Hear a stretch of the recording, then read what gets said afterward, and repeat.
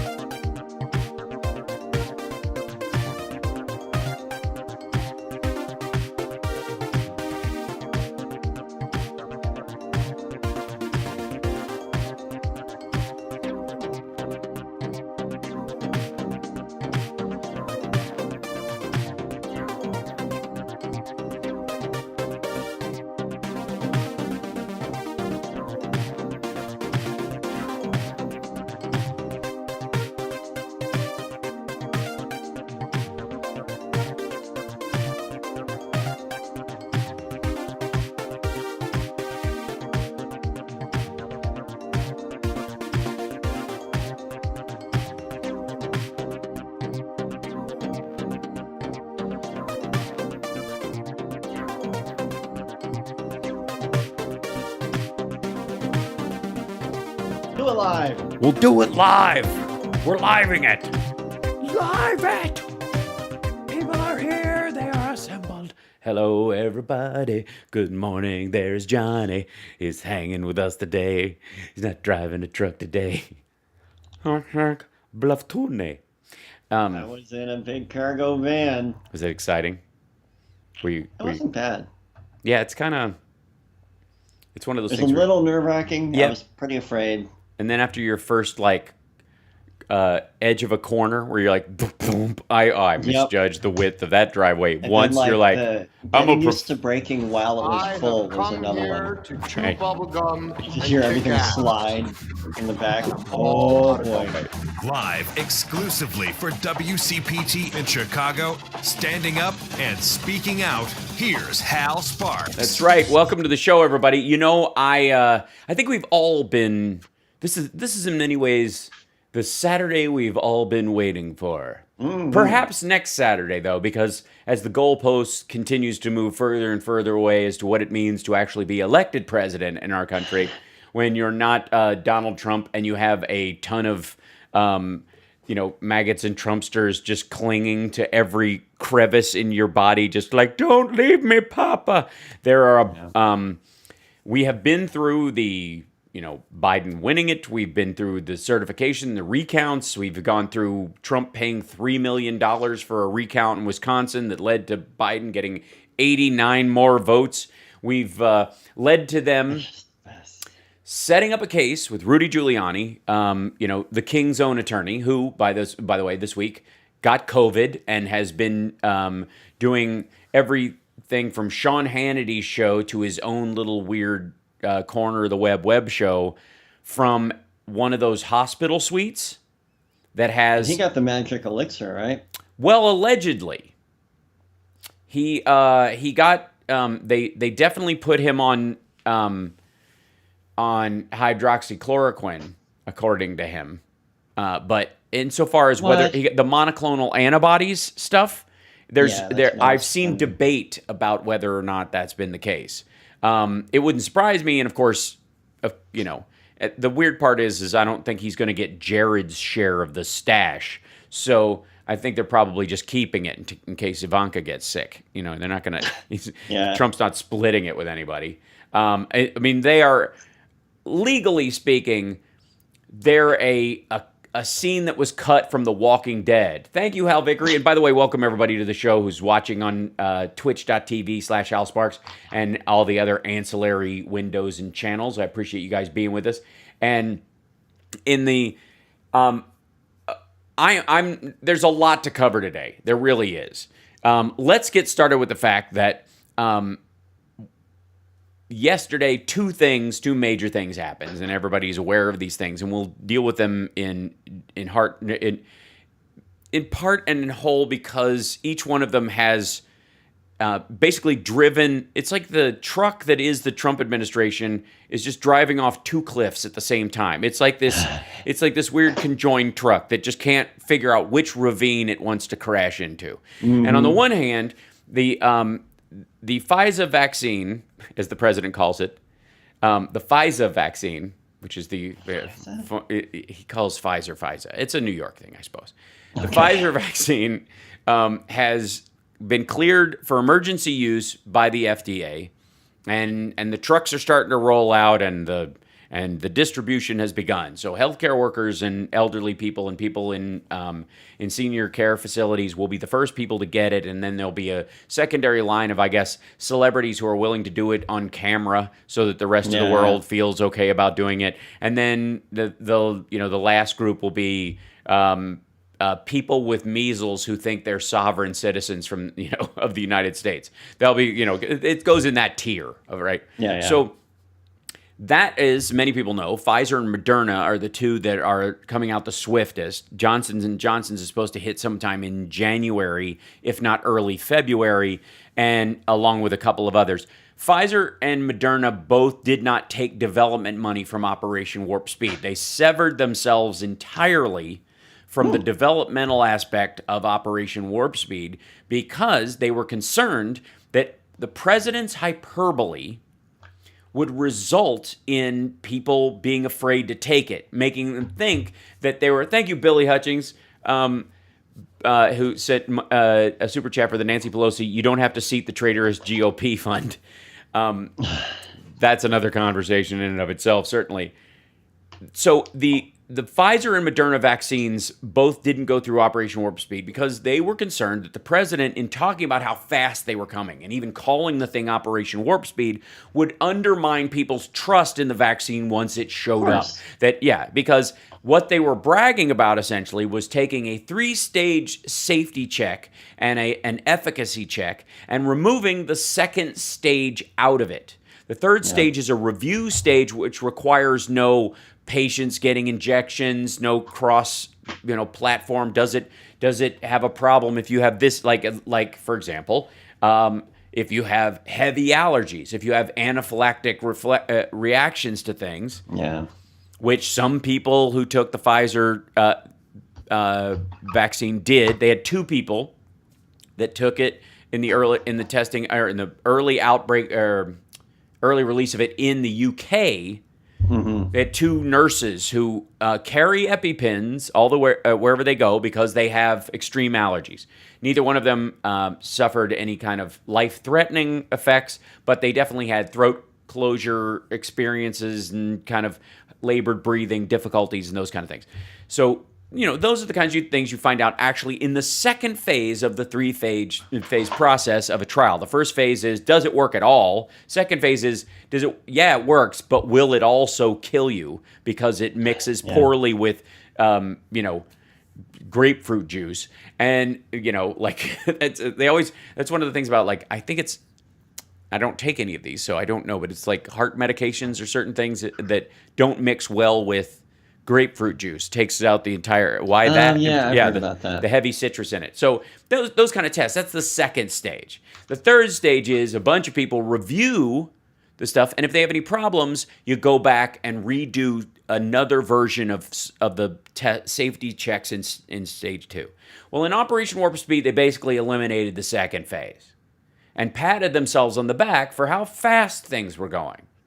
The problem was the companies that they were doing this with all lurched to a halt because they ran into real problems that would wreck the company. And they have shareholders and they have all these other, elements that they have to answer to beyond just the government buying a bunch of pills, like Trump buying 29 million doses of hydroxychloroquine and then just insisting every pharmacy stock a malaria drug that only works with people who never go to the hospital.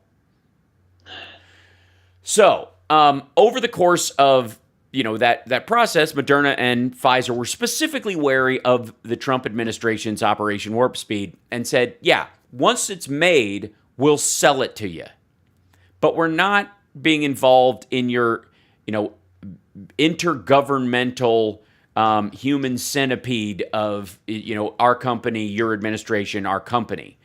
And because of that, theirs is coming out the fastest. Its efficacy rate is over 90%. The efficacy rate that the Trump administration was seeking for any vaccine that clears the Operation Warp Speed standard was 50% against placebo, meaning that if 50% of the time the same amount of people feel better because that took the placebo, that's fine. It's good enough. You get to 50.00005%, you're good. You're done.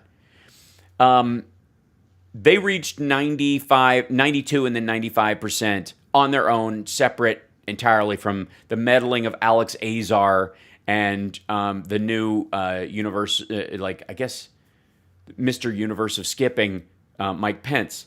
So, if you haven't seen the video, it's adorable and it's lovely, and I've never seen a man so happy. Honestly, I think it's fantastic. He looks like he looks like Snoopy in an Easter cartoon, but the and he claps like one of those executive ball clickers. One hand hits the other and it moves it away and stuff. I don't understand. He's playing patty cake. He's running and playing patty cake off of. I mean, maybe he's happy that Trump is finally losing so badly that he might one day. I'm free. So, yeah, if you haven't seen the video, what do you even social media, bro? So, so the Pfizer and Moderna vaccines, the Moderna's coming out, but the Pfizer vaccine, of course, the first one officially cleared in the States. Of course, it was cleared in the UK before that. It's already in distribution. The same thing has happened in Canada, which is for medical purposes, an island of the UK. And the first doses that we received were flown in from Belgium, where the UN is, of course, besides the UN building in New York, and of course that is the UN General Assembly.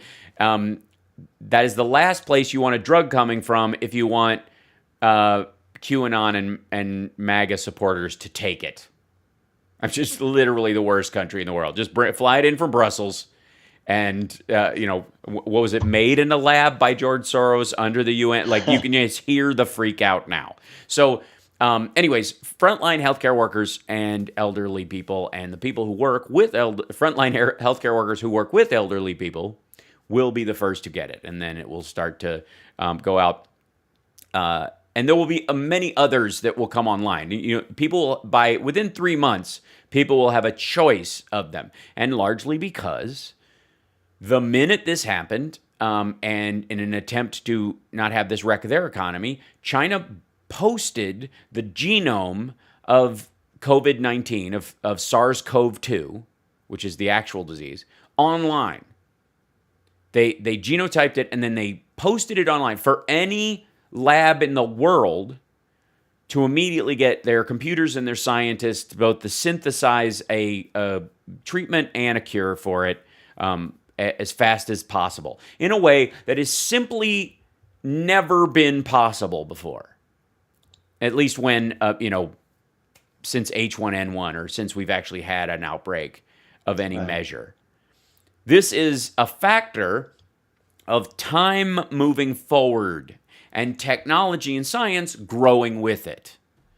It is not, if this had happened in 1965, we're looking at a 6-year process. There's just no two ways about it. Yeah, there's no way around it. No. But since we've got, China posting the entire chemical and molecular structure of the actual illness, the virus itself, online for the entire world. Every pharmaceutical company in the world sees in their bottom line, if we come up with it first, we're going to make the money. Oh my God. Thank you, Aggie, for, I don't even know what SEK is, but I appreciate it. It's amazing.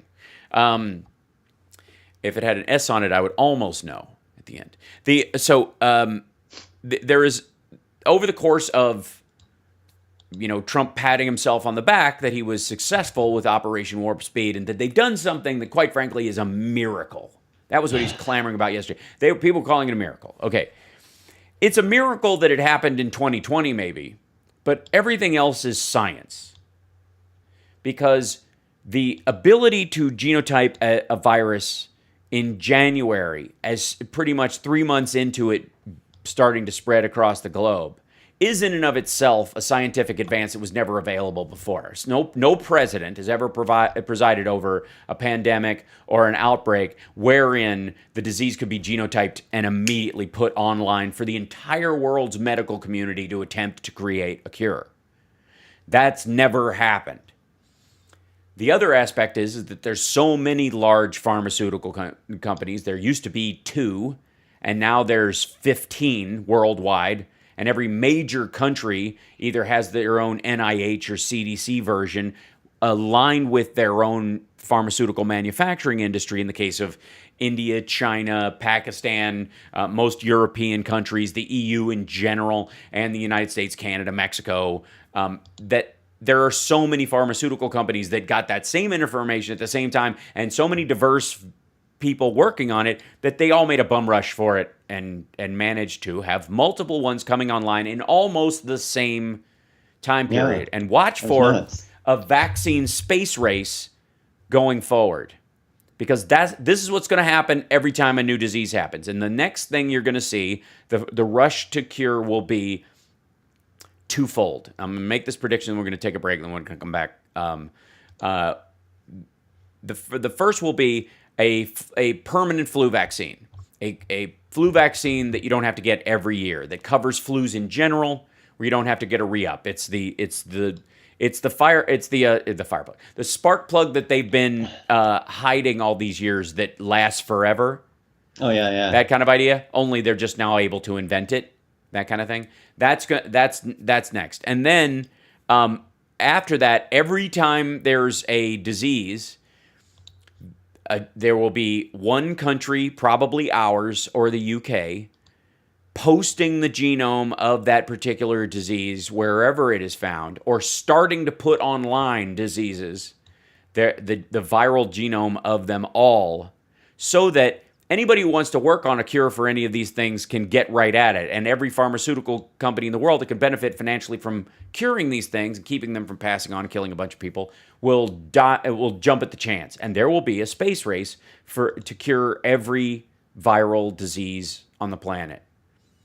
We'll be back right after this. It's the Hal Sparks Radio program, Mega Worldwide. We are in the middle of Trump Meltdown number 72. Yeah. And we think this is one for the ages.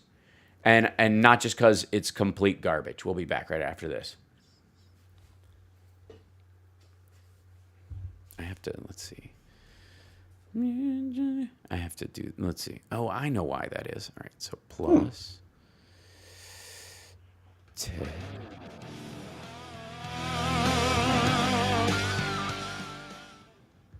Mm-hmm. Let's see. And then where is it? I've got to properties. That should be it, don't you know? There you go. And you had to change your Twitter handle, right? I did. It's Johnny Million 1. It's just okay.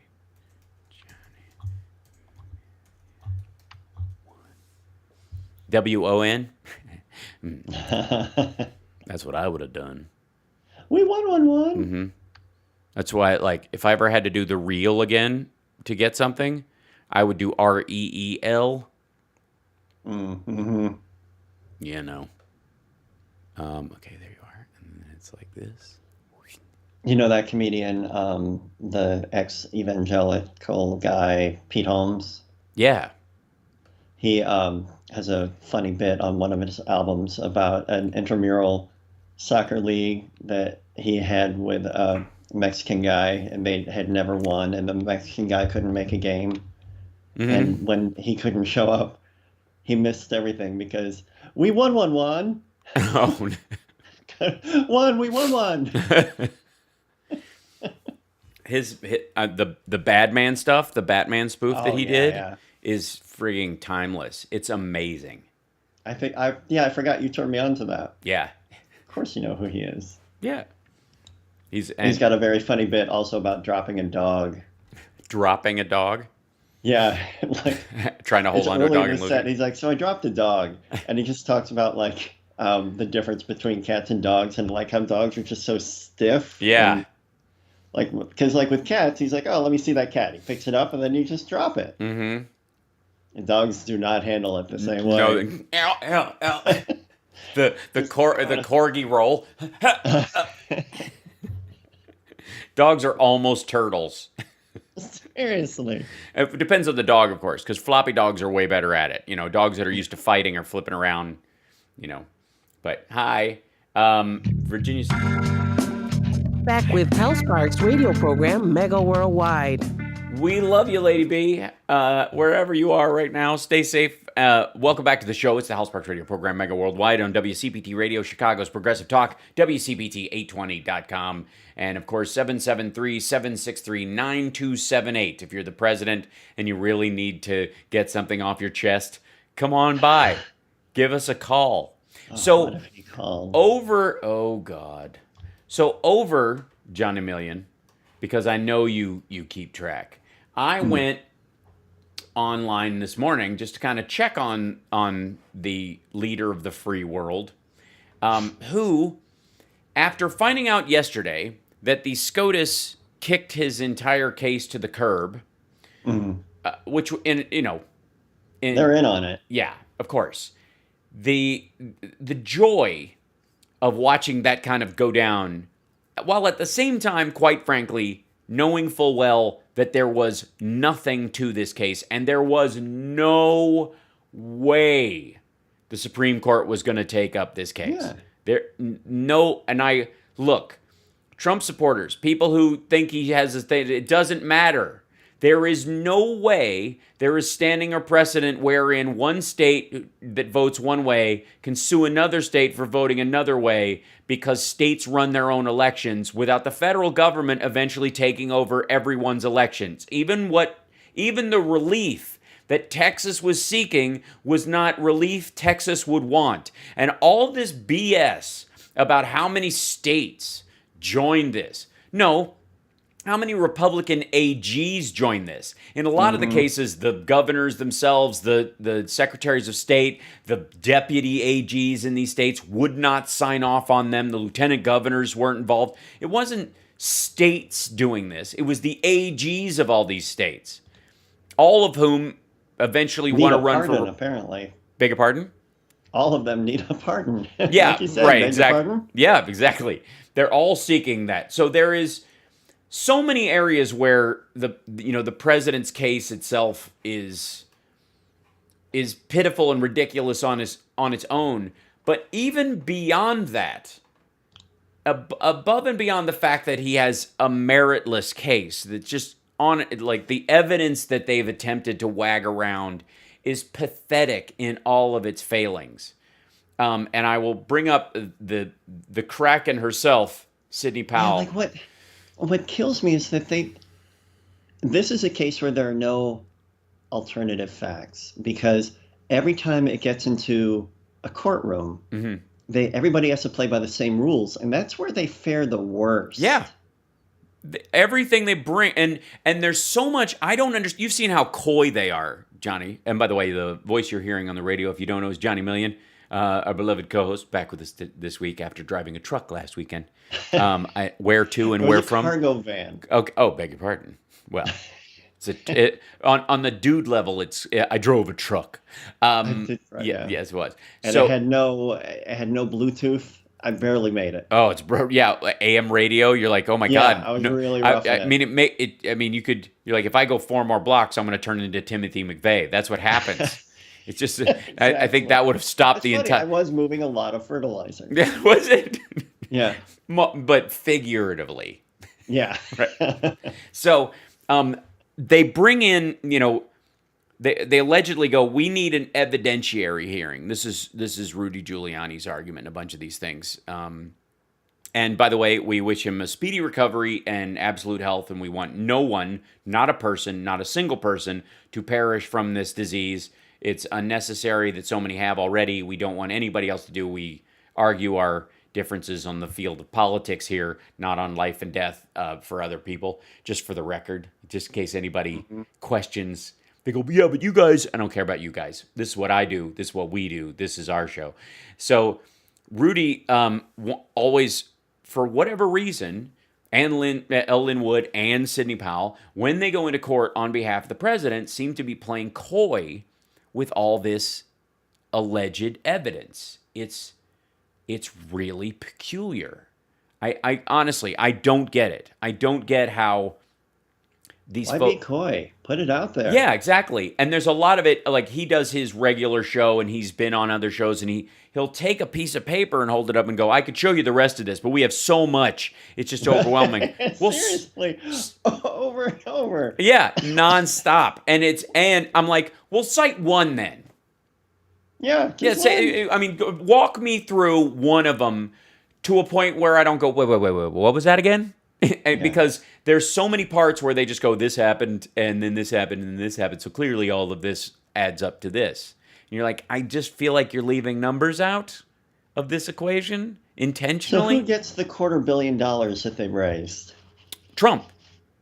Trump gets to keep it. By the way, if you're a Trump supporter or a MAGA fan or whatever, welcome to the show. How are you? Thank you for inflating our numbers online and the like. But for the record, you need to give every dime you possibly can to Donald Trump right now. Not just because he owes an extra $400 billion beyond the or $400 million beyond the $1.1 billion that we know of, but because he's only halfway there. You need to and until you give him $8,000, not a penny goes towards his legal defense. So what do you? Yeah. Are you even helping? How do you call yourself MAGA? Do you even donate? Yeah, exactly. Are you trying to make America good again? Yeah.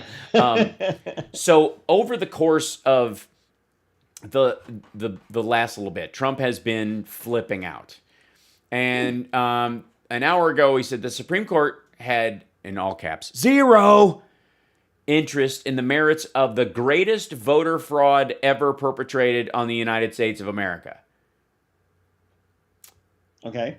Well, yeah, and I mean, you mean what you're presenting as a case? I would argue that is the greatest voter fraud in the history of the country, is their case. Not the contents of the case, seriously, but they're the ones. Yeah. They are the ones committing voter fraud right now. Yeah, exactly. This is what this is. And election tampering. Right. All they were interested in is and he's got it in quotes, standing, which makes it very difficult for the president to present a case on the merits. No, it doesn't. You just can't randomly create cases out of nowhere. If you had merit, the standing would be a part of that. You would be able to do it within the state of Georgia. The case that you filed in Georgia would have risen to the Supreme Court, just like the case in Florida with Bush v. Gore. It would have been off by 500 votes. You could argue there's millions of people in the state that we don't trust the outcome. We want to recount. The recount got to a certain point. The certification has to happen. We don't believe it's going to change. We want to stop the recount while we're ahead.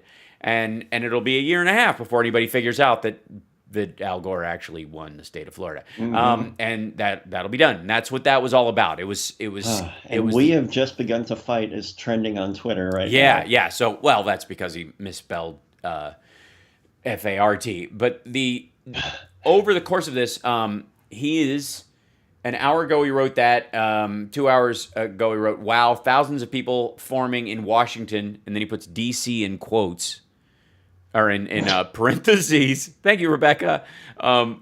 Because he thinks people will accidentally go to Washington State. Boo, Governor Inslee. All right. For Stop the Steal, which he doesn't hashtag, which I feel is a mistake, because Stop the Steal, what is that even? But and then he says, didn't know about this, but I'll be seeing them in all the old familiar places, which means he'll probably go out. All the justices that he appointed that still have to uphold the law. Yeah. And in spite of him, and by the way, who don't need him anymore. No. That's the biggest problem he has. There is no way that a Supreme Court justice is going to be, for natural causes, for natural reasons, replaced in the next 4 years.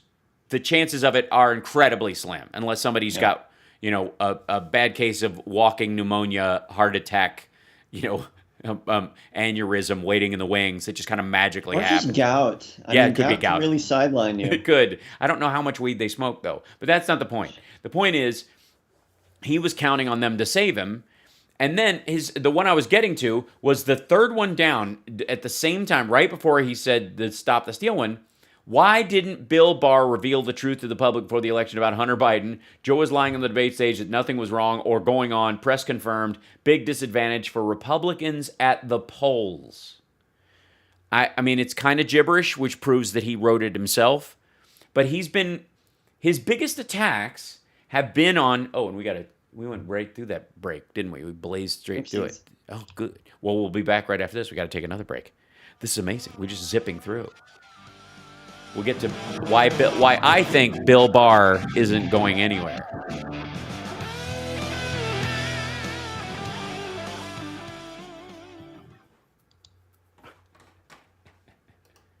Yeah, I heard that there's something about like federal agencies who are investigating things that could affect an election are supposed to keep it to themselves until after the election. Mm-hmm. Yeah, well, that's exactly what Mr. Comey. Yeah, exactly. Well, and the timing of the Hunter Biden laptop stuff that they were trying to push was all aimed at creating that same kind of doubt they had with Hillary Clinton and all the email server stuff. Never mind the fact that 2 years later they finished the entire, they went over it and over it and over it and over it, and there's nothing. So hold on, I have to grab my iPad, which was sitting over here the entire time, and I do my homework. Hey, what's happening, Jacqueline? I think that's how you pronounce it, Jacqueline in the UK. Jacqueline in the UK, yeah. Oi. By the way, the story about the Proud Boys leader going to the White House, he took a tour. Aw. Yeah, so that he didn't meet with the president.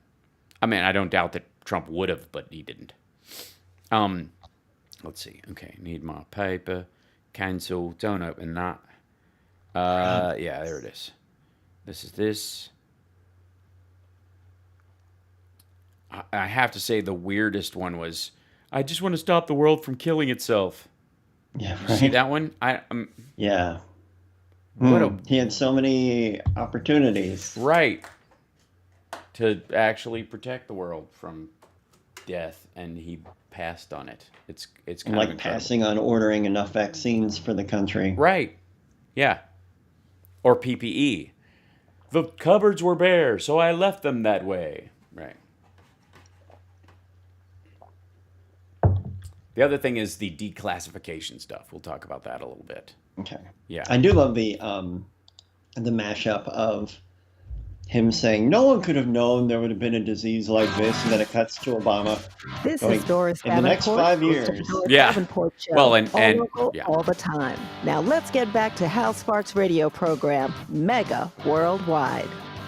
Welcome back to the show. So there's a couple of things back and forth that we see around, the Trump's defense of what he's done while he's been in office and why he deserves 4 more years, and how he was cheated out of some of his time because he was busy having to deal with all these, the Russia hoax and all that kind of stuff. Never mind the fact that he had apparently plenty of time to golf more than any president in history and charge the government full price to go to his own properties to keep them afloat.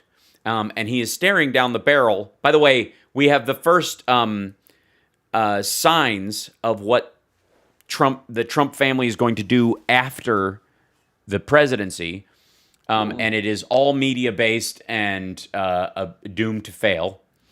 The Trump Jr. is apparently starting an organization called OG1, because apparently individual one was taken. And, all cultural appropriation aside, is based on the idea that they're going to have a cryptocurrency-based media system wherein, that the way you farm their cryptocurrency is by watching their shows. It's like cash back on what's left of your brain cells. Oh no. Yeah. It's like, so that's the plan. And people have been talking about a version of this since cryptocurrency came around, and since people have been, using, Amazon has a similar setup for, giving you on Twitch, for example, you get channel points for watching shows. They're basically borrowing that system, but turning it into a cryptocurrency, which has no base. and doesn't have to actually be, the monetary units don't have to be based on anything in reality. So you could just kind of create whatever system you want, and if it works, it's a great way to shuffle money around. And what's tough for Trump is the NDAA, which he's threatening to veto, which I don't believe he's signed it yet. It passed, and it passed in veto-proof majorities. So he has not signed it yet, insofar as I know. And he's threatening to veto it. He says because of Section 230, he wanted a removal of Section 230, the protection that says that Twitter and Facebook and other sites are platforms, not publishers. And anybody who is on these sites knows that is the case. Now, there are rare instances where they aren't, where they have their own paper, their own offshoot, their own information stuff that comes out. You could argue that YouTube's Creator Academy that they do to help people who want to be on YouTube do stuff, and they present their guidelines and stuff, are publishing videos to reach out to their customer base, for example. It's more like a company newsletter, but still, right? That would be the area. But everything else, they don't have editorial control over what I say. They can remove it if it varies from their guidelines, but that's because I'm using their site effectively for free. There's this marginal financial benefit that they have by running ads over my stuff that they get, and that's the trade-off. That's, you get to use all this technology is available to you. You just have to give up that aspect of it. Pretty normal. As an element in this, but they have no editorial control. They're not telling people what to do. They're telling people what they can't do, and that's what makes them a platform as opposed to a publisher. The example I prefer is movie theaters do not become movie studios simply because they don't allow you to yell fire. Just because you lose your right of free speech to yell fire. Well, the guy on the screen's yelling fire. Yeah, but it's a war movie, and he's telling people to shoot, and it's part of the show. People are all paying there to see. It's not the same thing. So, in the course of this is they're setting up their purchase of OAN, their own version of this, and OG1 they think is going to be a big winner for them, like Trump steaks and Trump water and Trump salve. I don't know, whatever. I don't use any of that stuff. Trump Jr. Trump Jr. just got a little mention on what was it? Kimmel? Yeah. Dr. Evil was on there. Right. Oh, Mike Myers. Mike Myers was on there as Dr. Evil, and they were asking him about villains, and he pulled up a picture of Trump Jr. and Dr. Evil said, "Oh, he's creepy AF." It's like he looks like he's missing a facial feature. You just can't figure out which one. Right. Well, that's what I've always said. Don Jr. is the only person in the world who can grow a beard and make his chin look smaller. I thought that was entirely the point of a beard. Right? Some people grow a beard for a chin. Yeah, that's what I'm saying. To add it. Right. Yeah. Yeah, to add, you don't have much of one, so you grow a beard and it gives you more of a regal face, right? But he grew a beard. It's like him and Alex Jones. Alex Jones grew a beard and it just made his face look rounder. I don't get it. It's a miracle of science. But over the course of this, that's their plan after the fact. Now the question is, what does Trump do over the next, 35, 37 days as he has run out of possibilities. There is no way the Electoral College is getting certified on Monday. Biden How do you bribe him for a pardon now? I suppose with stuff you'll do for him after. This is the part where he financially enriches himself. But one of the things that kept coming up is and this one surprised me in some ways. One of the radio hosts that's all in on Trump, amongst most of them, I suppose, that aren't on CPT. What else is there out there in radio land these days? Yeah. He said, at this point, this was, yesterday he wrote this, and then Trump answered it this morning.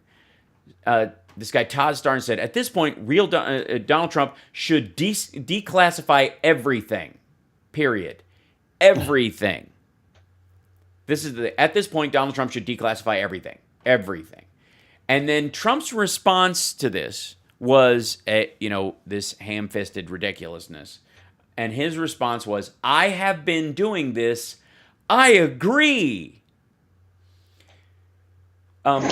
There's so many ways this is embarrassing and stupid, and why your revenge against losing the election and the way you would protect all 74 million of your voters is to declassify every piece of classified information about America, thereby giving our enemies, foreign and domestic, a toehold and a way to destroy the country they could have never dreamed of. Like that part is just insane on its own, right? The fact that somebody as sour grapes would suggest that the president just declassify everything. He didn't say declassify everything about the Russia hoax. He didn't say declassify everything about what Barr is doing. He didn't say declassify everything about the Clintons or some nonsense. He said declassify everything, period. Everything. What was that? That was my cat opening the door. Again. Hi, Murph. It's just spooky. He can open doors. The cat is a magician. But so he's saying even more. That's never going to happen. I know, Murph. I agree. That is never. I feel like Tom Hartman with just cats running around in the background. First of all, there's no moment where Donald Trump in a mad fit pulls some sort of declassification lever and releases everything in the government. Just not going to happen. That's why this is a harmless, show-off, moronic thing for this Starnes dude to tweet. What's even dumber about Trump writing, I have been doing this, I agree, is that many of you will remember that Trump tweeted a while back, I have fully authorized the total declassification of any and all documents pertaining to the single greatest political crime, all caps, in American history, the Russia hoax. Likewise, the Hillary Clinton email scandal, no redactions, exclamation point. And then he wrote, and then again, another tweet, all Russia hoax scandal information was declassified by me long ago. Unfortunately for our country, people have acted very slowly, especially since it is perhaps the biggest political crime in the history of our country. Act! With 3 exclamation points. Okay, pretty clear, right? Pretty clear directive from the President of the United States. Not declassify all the emails back and forth between Obama and Biden, but any and all documents pertaining to the Russia hoax, which could be, depends on what your definition of Russia hoax is. Yeah.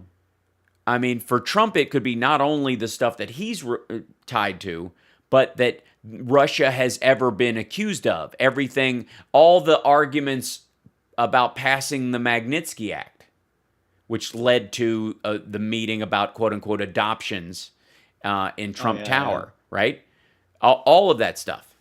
Now, the Judge Reggie Walton, who was overseeing this, saw those tweets and said, okay, the president has said declassify any and all documents. As the president of the United States saying in public, in writing, on his official Twitter feed, declassify any and all. Does he really mean this? And his attorneys came in and went, no, he doesn't really mean that. Yeah, Your Honor, he doesn't really mean that. That's hyperbole, Your Honor. That's just hyperbole. Yeah. And the judge said, yeah, you guys can say that, but have you talked to the president in person today? No, Your Honor, we haven't. Okay, I'm going to need somebody to come in here who speaks to the president on the regular, who was there probably on the day he tweeted this stuff out, and that speaks to him every day. Somebody in the administration or somebody in his staff that can talk to him, walk right up to him and go, Mr. President, do you want me to declassify? I have to write this in formal writing to the president, not just a tweet. It has to come down in a written form from somebody who's directing, from you. You can write them a statement directly, either president, wholly and fully do this, which he could have done. He loves signing stuff. But what did he do? He does. He does. He loves signing things and holding them up for everyone to see. What did he do? He sent Mark Meadows down to the court with a written statement that said, yeah, he doesn't want to do that. No, the president indicated, the president indicated to me that his statements on Twitter were not self-executing declassification orders and do not require the declassification or release of any particular documents. Instead, the president's statements related to the authorization he had provided the Attorney General to declassify documents as part of his ongoing review of intelligence activities relating to the 2016 presidential election and certain related matters. So basically, it's just him handing it over to Bill Barr if he wants to. I said do it. Bill Barr can decide. This is the same way that the producers on The Apprentice fired everybody, not Trump. He did what he was told. And he asked the producers who goes, and they go, hey, they're done. Their ratings are going down, so we'll get rid of them this week. That's why. We got to take a break. We'll be back right after this. It's the Hal Sparks Radio program, Mega Worldwide, on WCPT Radio, Chicago's Progressive Talk. Hey, Johnny Million, do you have any idea what they specifically asked not to be redacted? They didn't just say don't do it. Ooh, no. I'll tell you after the break. This is exciting. Oh, yeah.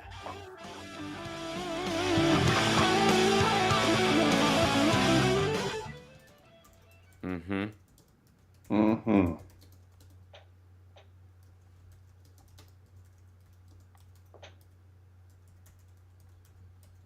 See, I'm going to find the actual piece of paperwork. Let's see. I think. There it is. It's a Mark Meadows comes in and declares this in person. Yeah. It's pretty sweet.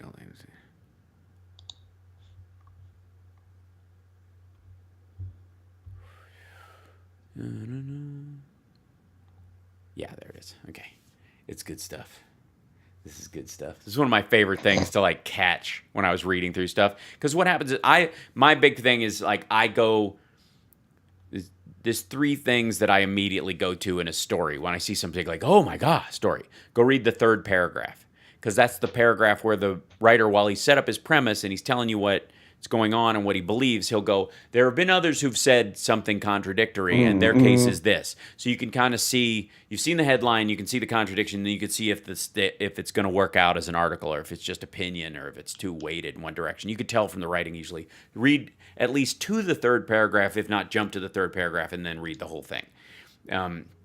If you're doing a tilde, or if you're doing, too long don't read. And the other thing is if they present a legal document and they have a link to it, and you can go look at the legal document. And some of them are like, 800 pages, and you're like, oh, Lord.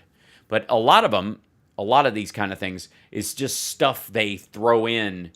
Thank you, Billy Hutchings, picking up the slack for Betty Loco. Does anybody know how Betty Loco and her husband are doing? Has anybody heard? I have to say I have ongoing concerns. This is Damian Perdue of Think Theory Radio. Saturdays at 6 p.m. You're listening to Hal Sparks' radio program, Mega Worldwide. Welcome back to the show. So I teased right before the break, as I try to do, hello, that Mark Meadows in Trump's "I've been declassifying stuff, I totally agree" tweet about declassifying everything. He says, I've been doing that. Well, what he meant was the stuff on the Russia hoax and on the Hillary email scandal, that he said, declassify any and all documents. Any and all. He did this multiple times. He said at his rallies. A long time ago, I said, declassify all of it. I'm the president of the United States. I have the right to declassify anything I want. Declassify all of it. Said it at rallies, wrote it down, tweeted it out. Finally, the court says, do you really mean that? And instead of writing a statement himself, Trump sends Mark Meadows down with a statement in hand that says, no, he doesn't really mean that at all, Your Honor. That's just crap. He's just selling. That's sales. You know what I mean? So the fascinating part to me was in Section 2 of the statement that Mark Meadows made about how the declassification should go and whether or not the president meant it is included the part I read before about the Twitter, what he wrote on Twitter, not self-executing declassification of orders and don't require the declassification of any particular documents. They cut it off there in the story. They don't continue on in most of the description of the story, and that's a shame. Because do you have any idea how many different types of documents are in something like a complete unambiguous order to release all documents herein throughout? I mean, it's the gas receipts for Robert Mueller going to and from work. It's everything. It's videotapes. It's surveillance audio. It's grand jury testimony. It's the financial records of everyone they checked out, minus the president, because Rod Rosenstein wouldn't allow it. We didn't find that out till later. It's amazing. They gave me a clean bill of health. I mean, they didn't check my temperature or any of my orify, and they certainly didn't do any blood work. But basically, I'm a superhuman. So orify. Well, isn't that the plural? Yeah, it is. It just makes me smile. It's good. What struck me in this was, and this is from section 2, and I'll even show it on the site right next to Johnny Million if I can. I'll just move you over a little bit so everybody can see you and the document. And I haven't looked at myself yet, but make me smaller.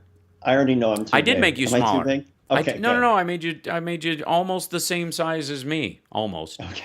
Which you aren't, so that wouldn't be fair. So section 2 of the actual statement that he writes in here. The president indicated to me that his statements on Twitter were not self-executing declassification orders and do not require the declassification or release of any particular documents. This is the part, I know, Murph, drives me crazy. I know, I'm getting to the legal part. He's so concerned I'm going to skip past it and just jabber on about other things. He always worries. He's like, stay on track. And this is the part that stuck out to me, the sentence right after that, including the FD-302 reports of witness interviews prepared by the Federal Bureau of Investigation in connection with the investigation conducted by Special Counsel Robert Mueller III. Oh. Of all the documents. And look, I want you to go down there and tell them I don't want to declassify this stuff. Any of it. Nothing in particular, nothing at all, or whatever. But specifically, whatever you do, make sure they don't release the FD-302 reports of witness interviews prepared by the FBI for the Robert Mueller investigation. Of all the documents, do not let those get out. He doesn't really understand, don't throw me in the briar patch thing. Not at all. Yeah, oh, boy. It's amazing. So he's got it perfectly backwards. Yes, he does. So, by the way, incoming, DOJ people, I would say, arguably, if you want to take a look anywhere at those documents, and I'm sure there's plenty to find beyond Trump's taxes and all that kind of stuff, I would jump right into those FD-302s. Am I dead? Yeah, go there. Because of all the documents that are possible in a legal proceeding, it's grotesque when they ask for any and all documents related to it.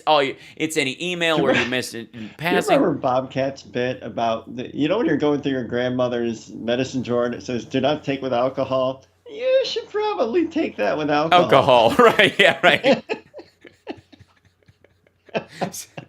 should probably take that with alcohol. So. That part was amazing to me. And again, points to simply what a fraud Trump is overall. Now, he's been wailing and wallowing in self-pity, and last night he was supposed to go to a holiday party, and after the SCOTUS ruling came down, he went and hid up in the residency. He's done his, 8th lid in 7 days? Seriously. All the things he was, with Biden Biden's got another lid, while Biden was meeting with his pandemic team, while he was vetting people for his cabinet because he was fully expecting to win because the polls showed that he was, and he absolutely expected to have to pick up where, all the garbage Trump left everywhere, that he was like, yeah, we need to get to governing as quickly as possible. So he had a bunch of lids like, I don't need to sell myself. These people know who I am. We got work to do. So Trump's like, but he took a lid again, like a trash can, when they put the lid on, they call it a lid. That's okay. Trump has had more lids since the election than any candidate since the primaries, including Biden, just in the last month. So over the course of this, you shouldn't surprise anybody that Trump is effectively just hiding in the residence, fear tweeting OAN and hoping that some hand grenade that he is wedged in a door someplace will blow up along the way by some weird judge he magically chose off the Heritage Foundation's list that he put in some circuit somewhere that will entertain, some rando, ruling that somebody insists on doing. Because the Texas case got thrown out because even Texas wouldn't want it, which is the craziest part of the whole thing. I would understand it if Texas and a bunch of other states gathered together using an idea that the federal government, in its uniform standards of how, the election should be conducted, because the government set a cybersecurity standard, for example, which they need to do, and they've done a bunch of work on it, but they've had 2 bills to further it, and Mitch McConnell has blocked both of them. So the irony, if those bills had passed, they might have had a leg to stand on. They might have used those bills as going, we don't believe they lived up to the standards of cybersecurity that were in the bill, but since Mitch McConnell didn't let them pass, they can't even BS themselves into the Supreme Court using that, which is so ironic and gorgeous. But over the course of this, the idea that they could have argued that if we had a uniform standard, but it is those very states, and especially Texas, that is arguing against a uniform standard, and that states should be allowed to control their own elections. This is, this is them proving how tough they are by G. Gordon littering a lighter under their arm, right? Yeah. Just burning their own hand to show how tough they are.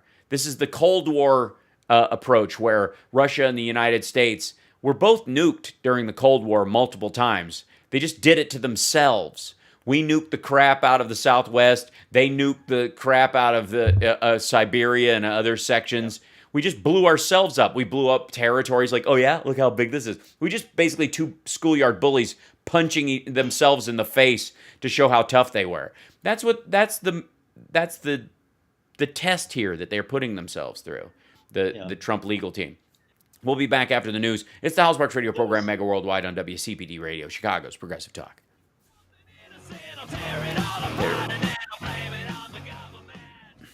There, yeah. New Windsor, New York.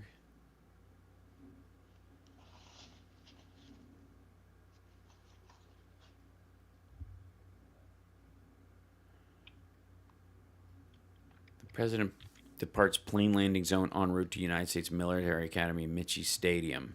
Is he doing some sort of rally in New York today at 2? Is that what this is? Or is he just... It's pre-credentialed media and the out-of-town pool, so it's the whole crowd, it seems. Yeah, I don't know what that is. What his actual plan is for the day. That's new. That just got added. Yesterday, he just had lunch with state attorneys general, and then it said, delivers remarks at the congressional ball. Not so fast. Oh, he's going to the Army-Navy game?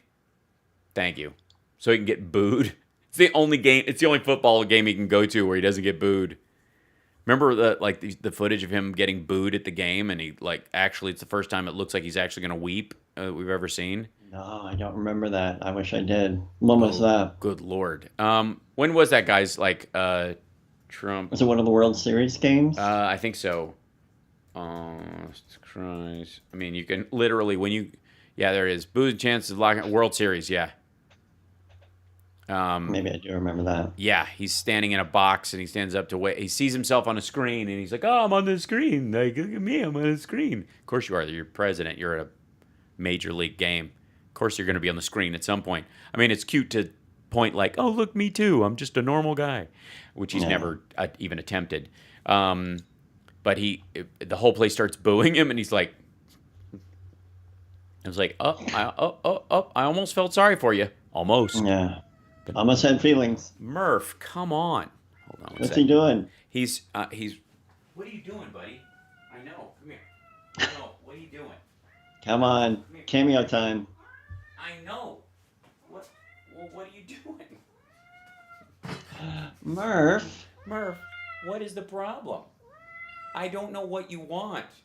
he has You're complaints. adorable. You open the door. You sneak in here. I mean, it's latched. It's full on. No. Well, how come? Good down. You can go. All right, I'm putting you out, buddy. I can't turn on the sink for you right now. I'm doing a show.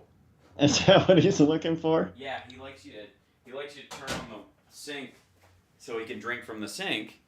But then he'll do it half the time just to show you he can make you do it. Like jump, he can make human, you do jump. Something? Yeah. You little jerk. Yeah, they do have us trained. He does. And I turn it on and he's like, "Yeah, made you look." Yeah, He just I walks knew you out. would. Son of a bitch. Yep, just making sure I still got you in the palm of my paw. Yeah, right. I got to remind myself because you're pretty big and I'm worried you could take me. So I need to remind myself every day. Man. Okay, so where's the... Okay. Do you know about Sidney Powell? You know about the Sidney Powell Kraken idea, right? Yeah. Okay. Everything's a Kraken. Do you know... well, that was the confusing part. They didn't realize, like, is she the Kraken? Is her case the Kraken? The case... By the way, originally... I always thought the case was the Kraken. Yes, the case. You are correct. Originally, the case was the Kraken, but her own supporters don't understand what a Kraken is and how, quite frankly, it's not nice to even refer to a dude as the Kraken, considering what it looks like, much less a woman. You know what I mean? Do they know the context of the joke at all? No. The virgin eating sea monster that is a punishment for daring to allow the woman to choose who she wants to love. Actually, wasn't there like a remake of like Jason and the Argonauts or something? Yeah. The original Harryhausen, Harry Hamlin crossover is the only one, because when he cuts off Medusa's head, the clay blood that comes out of her neck is the creepiest thing ever. Harry Hamlin was in that? Mm-hmm. The guy from LA Law? Yeah, the guy who was the example my agents gave as to why I might not want to do Queer as Folk. Because Harry Hamlin, I mean, he looked like Jim Morrison. He was he had just done Clash of the Titans. He was teed up to be, and he's good in it. He was teed up to be like the next Indiana Jones or something if he wanted it. Mm-hmm. And he did Making Love, I think was the movie. And he played a bisexual man in it. We're back in his career. Dunk. Yep. I mean, the next thing he did was LA Law. Oh wow. Yeah, and he's great. It's a shame. It's terrible, but it was echo LA of the Law time. Was fine though. Yeah, but it wasn't until what, late 80s? When did that come on? Probably. Yeah. We're talking about 1981. Yeah. Oh yeah. Yeah. You're listening to the Hal Sparks radio program, Mega Worldwide. I've had people walk out on me before, but not when I was being so charming. Video streaming at halsparks.com. I don't care for you or for the putrid sludge you're troweling out. Puss-faced little pimpstick. True progressive talk. Might be a good time for you guys to give up. So, Johnny Million, can you, if you would, for our listeners, judging from what you just picked up around, give me a rundown of what you think the case is that Rudy Giuliani is making. What's the last thing, and that Ellen Wood and Sidney Powell is? What's the prime? Like, what is the Kraken? What is the Kraken? The Kraken is some kind of smoking gun evidence that votes were probably electronically flipped from Trump to Biden, and that the auditing process was like rigged because of people who were in on it. Like, and they've got hundreds of affidavits, but we can only see 2. But that's all I know. Okay. The problem you have is that is more based on your concerns about electronic voting from 6 to 10 years ago, that when they were first, when people were starting to worry about whether or not we'll have a paper receipt and all those kind of things, and that people would digitally, that they would, if the machines are hooked up to the internet, they could, foreign actors or people who want to rig the election internally in the country could throw it for them, and that's the concern, right? That's okay. That's not the Kraken. That's not even Rudy Giuliani's case. Rudy Giuliani's case is that the main case that they have is twofold. One is that over the course of the election, the Biden supporters and the DNC and the Biden campaign and George Soros and I don't know, some random bank-owning Jews in Europe, all recognized that at 10 o'clock on election night, Trump was too far ahead. Oh, yeah. He was winning by too much. And there was Really? no They were way. concerned about that? They were very concerned. And there was no way they were going to catch up using mail-in ballots, which shouldn't be counted anyways. And so what they did was they sent people out to just start printing ballots. And then they would just run them through the machines in piles 5-6 times just to artificially inflate the vote counts. Like just willy-nilly. They would go, oh man, we're behind by how much? Load them up. Now, at this point, they have not counted the mail-in ballots in Philadelphia or in Pennsylvania and in large parts of Michigan and Wisconsin. They're still trickling in real, genuine ones. But they can't chance this. You can't take those kind of chances, Johnny Million. You can't. What happens if we wake up tomorrow morning and there still aren't enough of them? We've got all night. It's dark out. That's when crime happens. Yeah. And we got to make some ballots. So they're scurrying around, and they with USB thumb drives, which Rudy calls USB ports, and his IT witness, who's an expert in psyops and crowd manipulation, like the government control over messaging. That's who the guy he presented in Michigan and traipses around the country with him. That guy said they used USB V cards to get stuff into these things. Now, I mean, there's and there was another guy saying that there were... Sounds bad. Yes. I gotta say, that sounds bad. Yeah, and that there were gaylords full of ballots. Hey, now. Giant gaylords full of ballots that may or may not have been on a truck that may or may not have disappeared. That was the dude's favorite trailer. That's another guy entirely. But these are the 3 primary things. But the essence is not that somebody digitally came over with a USB drive and just magically loaded. That's not Rudy Giuliani's argument at all. Because the Dominion machines don't have USB ports on them, which is why he's got port fixated in his head instead of drive, because he doesn't know the difference, but he does know that somebody has repeatedly told him, Rudy, it doesn't matter if you have a USB thumb drive with all the votes in the world on it. You can't, there's nowhere to put it. It's kind of like your dating life. Anyways, so he said that they took stacks of ballots and they ran them multiple times. Now, we also know that the voting system in Michigan and Pennsylvania and Georgia and Wisconsin and all the states in question all have an envelope that you sign that has your ballot in it, a privacy envelope inside that, and your ballot's inside there. And there's a UPC symbol that tracks all 3. So that if they get separated, they know, oh, this privacy envelope came from this envelope. that's already been through the verification process. After it's been through the signature verification process, all the ballots in the privacy envelopes go to another site where they're counted because there's so many of them. They had to separate the activities because just the volume of mail-in votes was so high. And these people spend all day separating the ballots out and doing that. Okay, and Rudy Giuliani's story is that they ran them. They took a stack of 50 ballots and they would just run it 5-6 times. They just run it again and again and again. Never mind the fact that the machines themselves would go, you've already ran these. That's how they go by district. They print out a sheet that says where these ballots come from. This is too much already. I don't want to know the truth. Okay, I'm sorry. Beg your pardon. That was my fault. But that's Rudy. There are two elements. That's the main one, that they ran them a bunch of times in the cover of night. And you know it's sketchy because it was black people.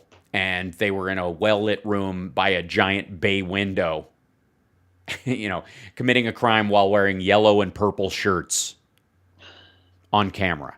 So clearly sketchy. But the Sidney Powell part of the whole thing was actually, at one point too much even for Trump, right? We heard that. Like, she got fired. She got let loose because they thought she's too crazy even for us.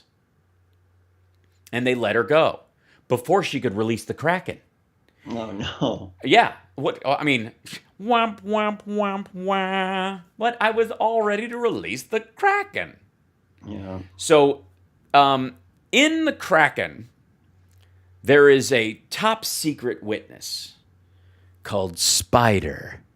Spelled S-P-Y. Thank you. D-E-R. You got it. Spider. Get it? And Spider was their key witness in the Kraken lawsuit. Right on. Yes. Spider, and this is a report in the Washington Post, interviewed Spider. The witness, codenamed Spider. An identity so closely guarded by Sidney Powell and everyone around her that no one would even speak his name. He was literally the key witness. They didn't even want to share who he was with opposing counsel in discovery, which is a little difficult when you're when you want a case. You can't go, no, I have a totally top secret witness that's totally like real. Yeah, she's my girlfriend. She lives in Canada, and she's gorgeous, right? Yeah. She's the prettiest person ever, and she totally gets me. And his account of like the vulnerabilities of the Dominion machines to international sabotage and all this stuff were the key points of like, this is how they did it. This is how there was a coordination between China, Iran, the Biden campaign, and rogue Russians to install Biden as the leader. And they did it by manipulating these machines. And she describes him as a former military intelligence expert. Now, wow. It sounds big. I gotta admit, it sounds big. Yeah, and you would assume that means he didn't used to be an expert and he's no longer an expert. Right, no. But that he was a former military intelligence person who is their expert. But due to head trauma. Yeah, right. Yeah, we brought him in. He's like Al Franken's character in the brain tumor sketch on SNL back in the day, where he just can only do punchlines.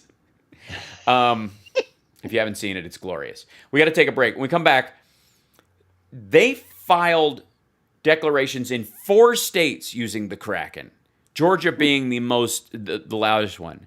And the story behind Spider is, I think, one of my favorite, not since 4 Seasons Total Landscaping has there been a gotcha moment where they've shown us, where they've owned the libs using a rake they didn't see in the yard. We'll be back right after this.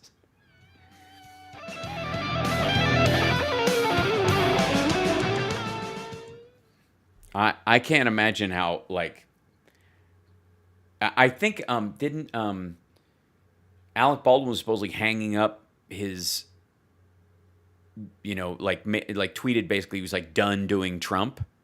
And I'm like, dude, you're not done doing Trump. Not till January 20th. aren't like until he dies. Well, I mean, because he's gonna like all of a sudden he's not gonna be awful. Yeah, right. Well, the thing is, he doesn't matter. He really doesn't after this. Like, he can want to matter, but he doesn't. And he's going to try and sell secrets he has. He's going to run and... But they're going to... I mean, they'll track it. Like, you don't think they know? You don't think these people are aware of... All right. Like, who knows what... Just the secret that just got sold to North Korea. Who knew out of all the people that are out there? Right. Right. They're going to know where it came from. And they're gonna. And then he thinks he can just go in and be like, I'm just too clever for all of you. I'm still technically the president. I really won. All right, yeah. Legally, that doesn't work, buddy. You're gonna go to jail. And they'll put the fear of jail in him. Don't worry. Like that's what this whole Barr thing is about. Don't let me forget. This all loops back to Barr. Okay. You have callers, by the way. Oh wow! All right, good to know. What a surprise, especially about. Considering today and all the news that's coming.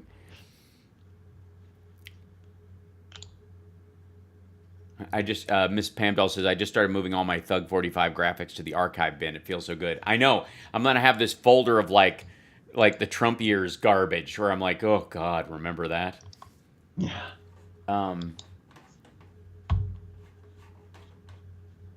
Where is, come on you. I suppose I'm already live on her, isn't I? Can I? Yeah, there we go. Go to there. Excellent. Wait, hold on. Back up.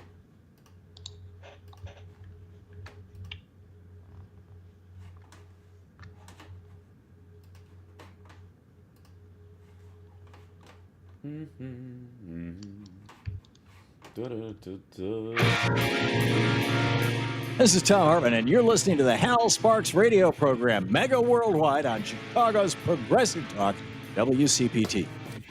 Welcome back to the show. So, by the way, we're streaming live at twitch.tv/Hal Sparks, and of course at infotainmentwars.com. Our YouTube channel is back up, and we've crested over that 15,000 mark with the subscribers a little bit ago, and it feels good to be back kind of on track again after being hamstrung for months. And hello to everybody on Facebook and Periscope.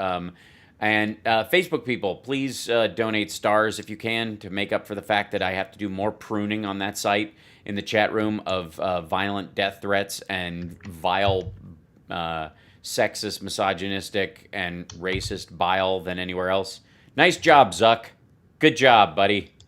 You're shutting down all the Q sites just made the roaches scatter. Now they're everywhere. So before we went to the break, we were talking about the former military intelligence expert, who is no longer an expert apparently, that Sidney Powell calls Spider, and is in her multi-state case, and is the crucial witness whom she didn't want to identify to opposing counsel, and whom the Washington Post found and interviewed. Spider, it turns out, is a guy named Joshua Merritt. He's a 43-year-old information technology consultant, IT consultant, in the Dallas area. Merritt confirmed his role as Powell's secret witness in phone interviews with the Washington Post.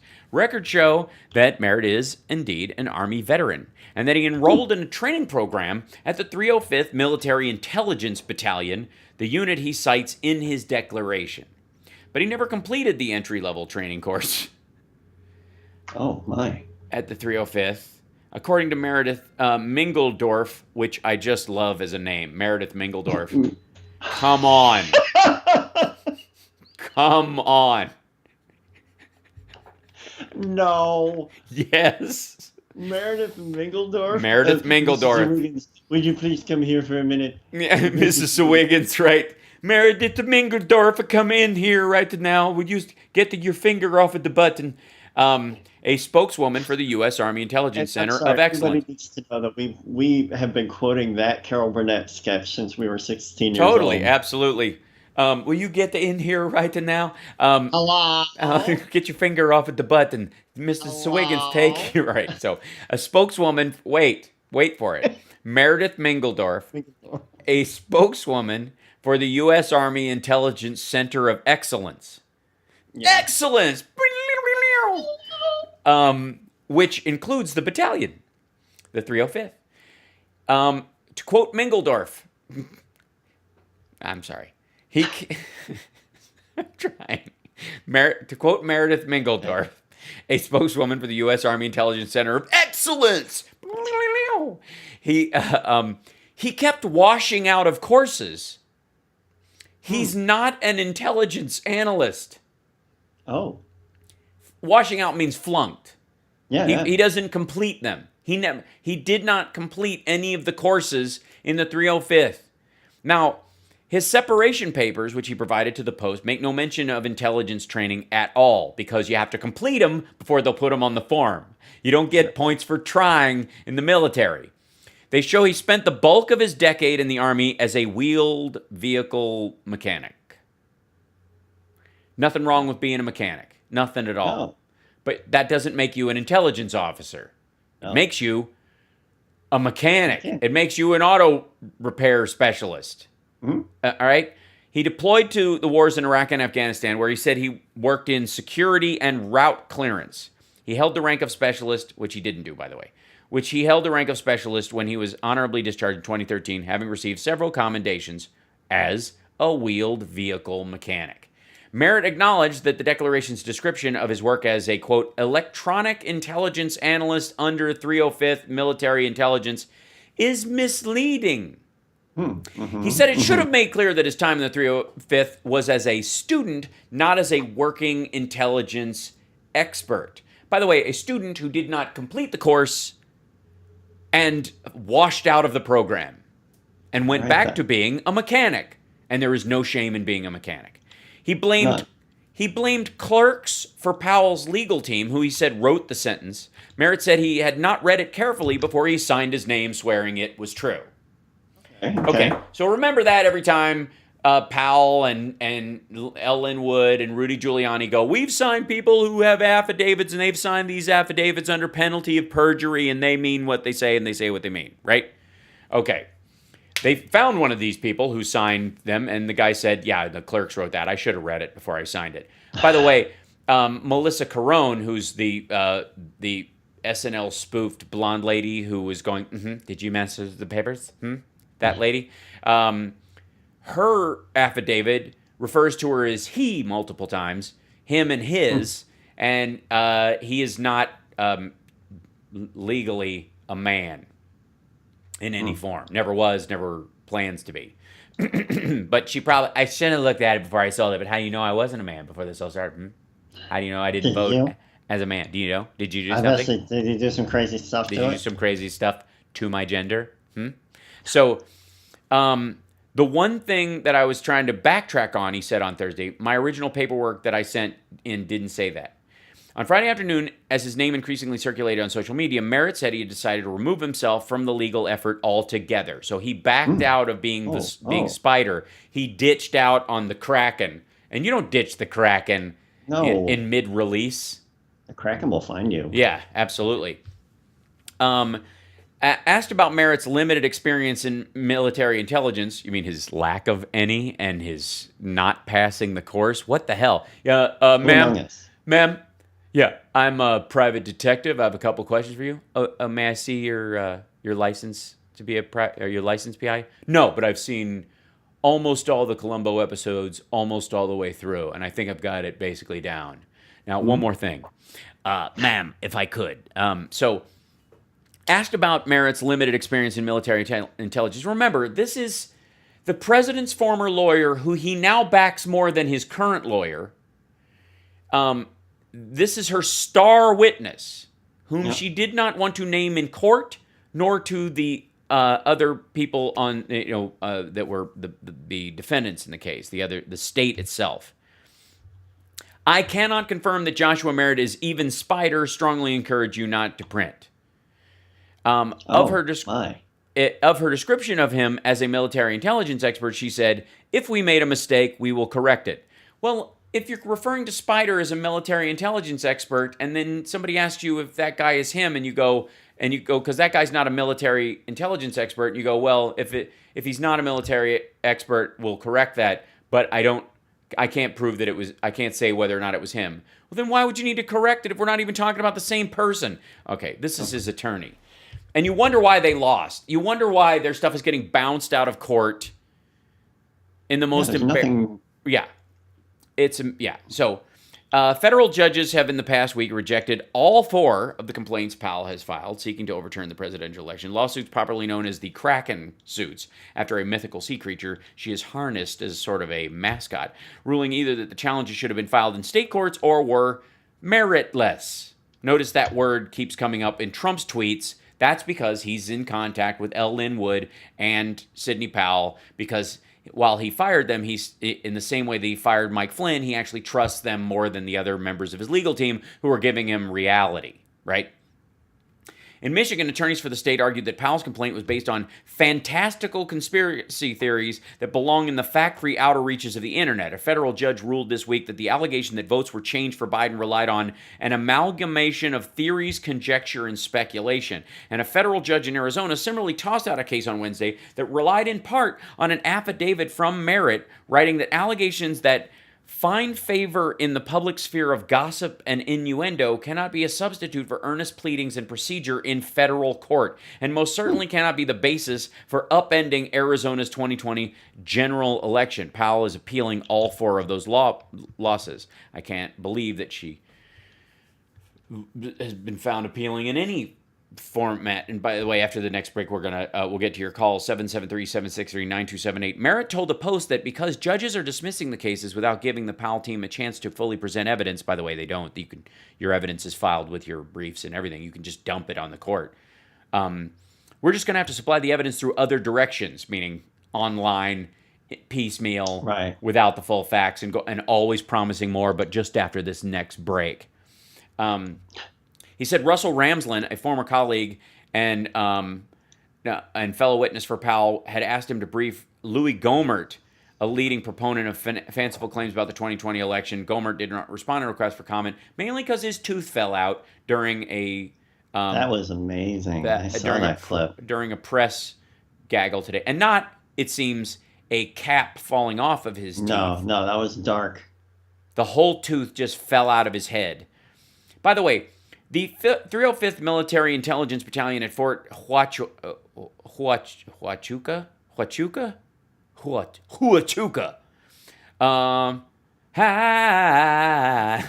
gonna feel hoocha-kuka.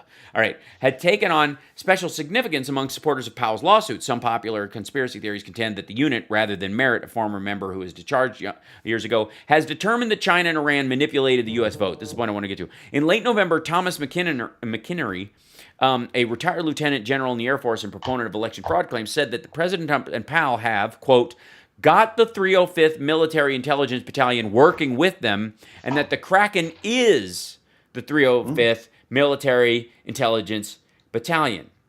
Mm-hmm. The battalion itself is a military entry-level training unit. It has no operational mission, and it has not had one since World War II, said Meredith Mingledorf. Soldiers there do not collect, analyze, or provide intelligence in any way. But that should never let them stop these folks. We're going to take a break. We'll be back right after this with your call, 773-763-9278. There is no Kraken. The president has lost again.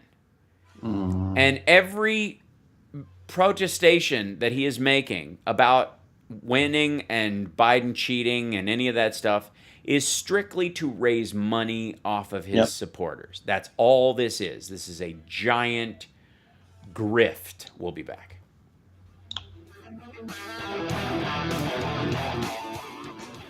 Can Al Franken be Attorney General? No, he won't be. Al might run for Senate again. That's a possibility. But he's not going to be Attorney General, no. I like Sally Yates for Attorney General. Same. Mm-hmm. It makes perfect sense. Yep. And it scares the crap out of them.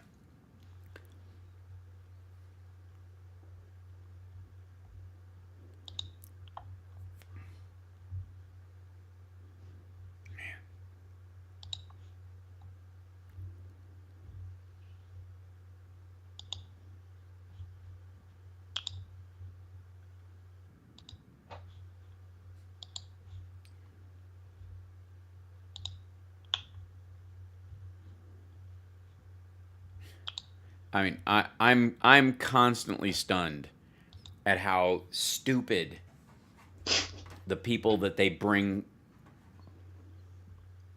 It's just not going to like.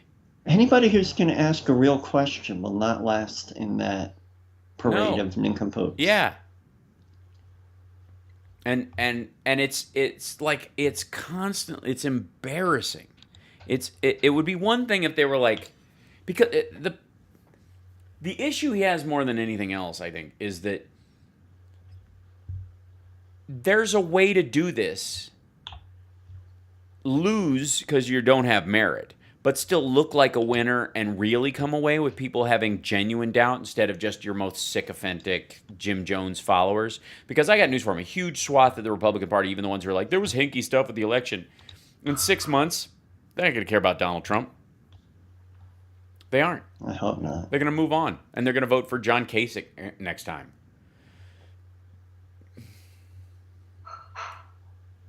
Is that me or you?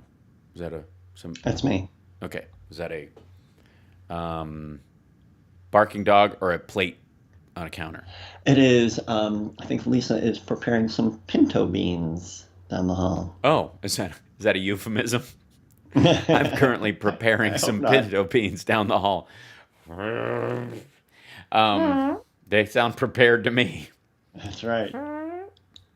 My son has just learned the Beans song, and he's very excited about it. Oh, yay. Yeah. I'm Dick Cave from Back on the Beat, and here is the Mega Worldwide Radio Program with Al Sparks. Look at that. So Dick K follows us on WCPT. Stick around for him. Between him and Doris, you really can't find a better window into Chicago politics on the airwaves these days. It's just fantastic. And of course, we stream this show not just on the station itself, but at twitch.tv/HalSparks, infotainmentwars.com, and of course, you can always become a supporter of the show. Partly by super chatting or doing those kind of things on the station, or as you watch the show, or by becoming a patron. Patreon.com/HalSparks. We have callers. Let's take some because I've been filibustering, as the president would say, and I think we need to address some of this stuff. Up first, we have Walter from Massachusetts. Excellent. Hello, Hal. Hey, how are you? Go ahead. Yeah. Okay. Listen, unfortunately, I'm actually on a different topic. Something that you touched on last week, or veterans' choice. Okay. Vietnam. I don't know if you want to discuss this right now. I mean, you're the man. And I what aspect of it, other than the fact that Obama passed it in 2014, the Mission Act was an update that changed the dates by 2 days and 15 minutes? I'm cool with the act. The problem is that because of the way VA hospitals have been staffed since its inception in 1947 with Omar Bradley and all of that, the majority of doctors, the heads of departments, etc., happen to be from university med schools, and they're the ones that normally block people that are qualified that fill all the requirements for veterans' choice, and it's a supplementary act, the Mission Act, which is more current. I'm block which part? Sorry, how do you mean? They block. They basically they keep those cherry jobs for themselves. Is the idea, and that they block more qualified doctors? No, it's not that they're unqualified. I mean, for example, I'm seeing at NYU, although I happen to be not bi-coastal, but I travel between Massachusetts and New York. Okay. So officially registered in New York. And the deal is that the NYU doctors that happen to be the medical school that oversee that operation in New York, in Manhattan, at one time, the medical director was even an NYU guy, and the medical director is the person who does the final sign-off on these applications. Applications for whom? Sorry. For people to get help without going to a VA facility? No, for someone who needs to go outside of the VA facility, exactly. Well, that's why the Choice Accountability and Access Act of 2014 and the Mission Act made it a matter of time and distance, not on whether or not your doctor thinks so. I get it, but Yeah. but the fact of the matter is that the medical schools fight it tooth and nail. In my particular case, again, I'm lucky because my congressman happens to be a personal friend. We know each other from New York City municipal government, etc. My situation is going to be cool. In my situation, the medical director, again, is supposed to be the person who does the final sign-off on the thing. Sure. That he okayed my case. 2 or 3 days later, he flipped, did not denied my case, and in either situation, I was never notified. He's in trouble, and he knows it. Okay. The problem, the act does not seem to have any teeth.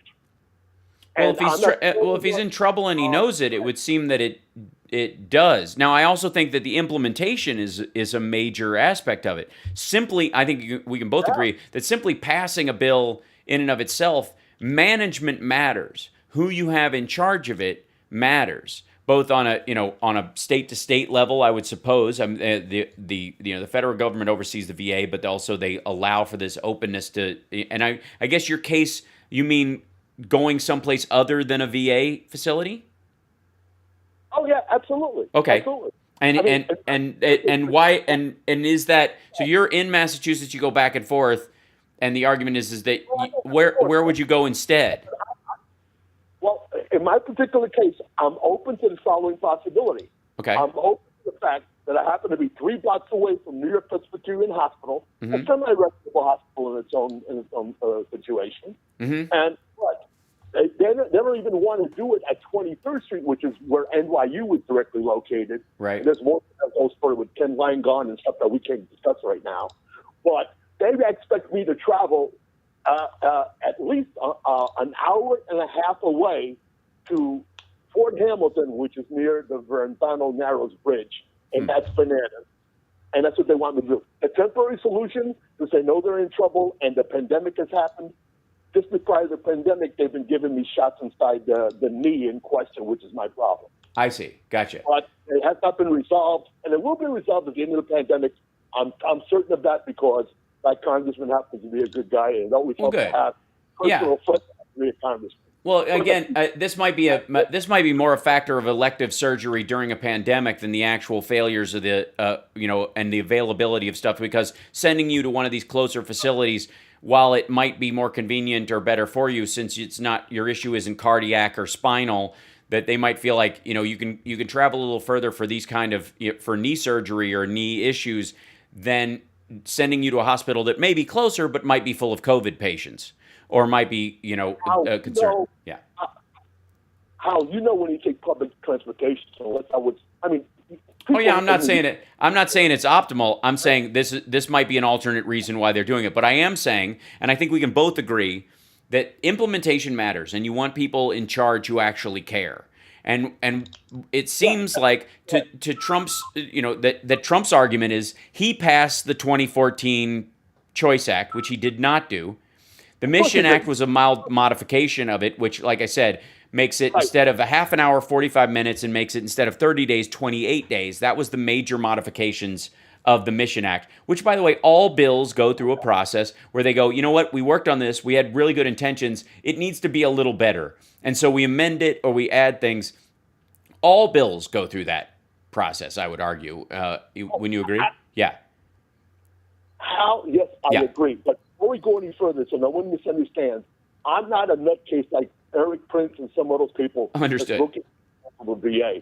My principal reason to go into the VA in the first place was that I spent 33 months and days in Vietnam. Sure. Part of that was to rescue the lady that would be the mother of my children.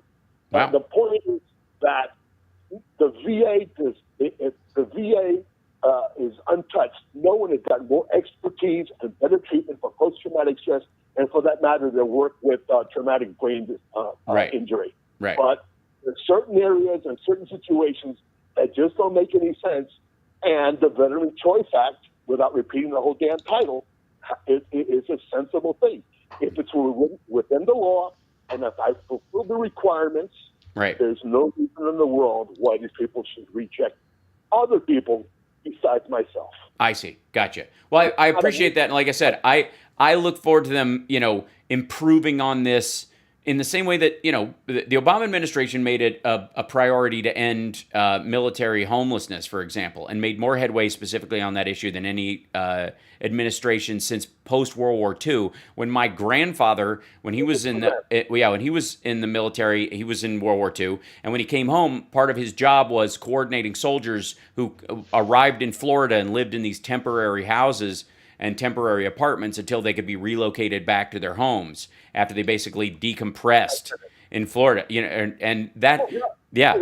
So I appreciate the call, and I'm glad, by the way, that this is it's almost like quaint that we're having this conversation about actual policy again, because that's how this should be. We should be able to have on this show and others like it conversations about the construct of a bill and how to get it better using both arguments for its existence and non-existence, its functionality, and what would make it more functional overall. That's what political discourse is for. That's what diversity of opinion about. So I think it's great. Yeah. Yep. I totally get it. Great. Again, PA has to be there. I don't want it to go away. The question is, should the VA start trying to increase more of its medical staff, or in that situation, are the medical schools, and the one in Manhattan has been threatened on more than one occasion. Contact Carolyn Maloney's office in New York at Congresswoman Carolyn Maloney, and she'll tell you they've done that a couple of times. The point, in fact, the med school really wants to be there because I don't know if you know what happened with the original shingles vaccine, which has been pulled. I'm one of those guys that had the vaccine there, and unfortunately for me, I came down with Bell's palsy. Gotcha. Right. And the guy that developed it and worked on it for 5 years at the VA hospital, they gave him a Lifetime Achievement Award, and the class action suit happens to be pending in Philadelphia right now, and they may commence again sometime in mid-2021. So life is weird. Gotcha. Well, I myself have. I guess I'm in the age range to get the shingles vaccine, and I probably will at some point. And I think the process of developing vaccines in particular is a great topic, and I appreciate the call. Thanks for calling in, man, and I wish you all the health and thank you for your service.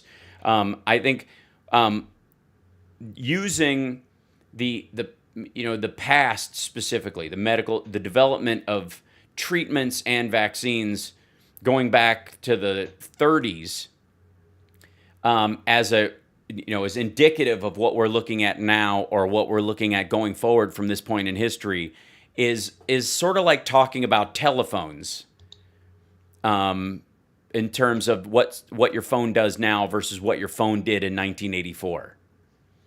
And I think a recognition on about that has to be said. You hear a lot of talk about how are we going to convince black people to take the vaccine, and the argument I was hearing on MSNBC and other sources was because of the Tuskegee Airmen and other things, or that people are last in line for services, when indeed the Biden administration is going, we need to make sure that you're not last in line for services. They're taking steps specifically to make sure that that isn't the case. But the fear-mongering around it seems to be largely directed at the idea that, you have something to fear from your government because of what your government did before the civil rights bills were passed. That kind of thing. Yes, in the past, it would be difficult for a woman to purchase feminine hygiene products, birth control, get breast cancer screenings, and the like in 1885. Yeah. Yes, it's true. The way women were treated in 1885 versus now, it was awful. But it's not indicative of how they're treated now. And if you denied yourself medical care because of how women were treated in 1885, you'd be insane.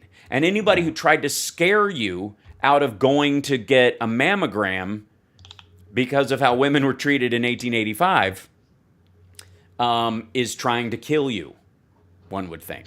We got to take a break. We'll be back right after this. More of your calls, 773-763-9278.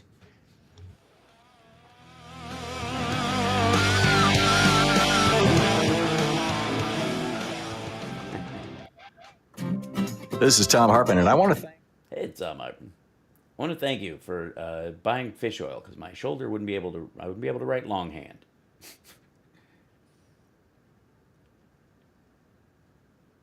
Let's see. I'm going to try and... Hey, Hal, I think I need to bail. My cat might have gotten outside. Uh-oh. Well, go take care of that. I'll see you. Absolutely. See you soon. Yeah. Check back if you're. Let me know you caught it. Okay. Cheers. Okay, bye. Okay, bye. Oops.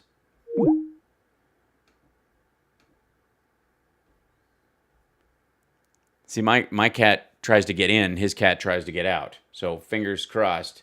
Yes, always. Yeah. Well, hopefully the happy ending will be he got his cat. Why would the cat get out?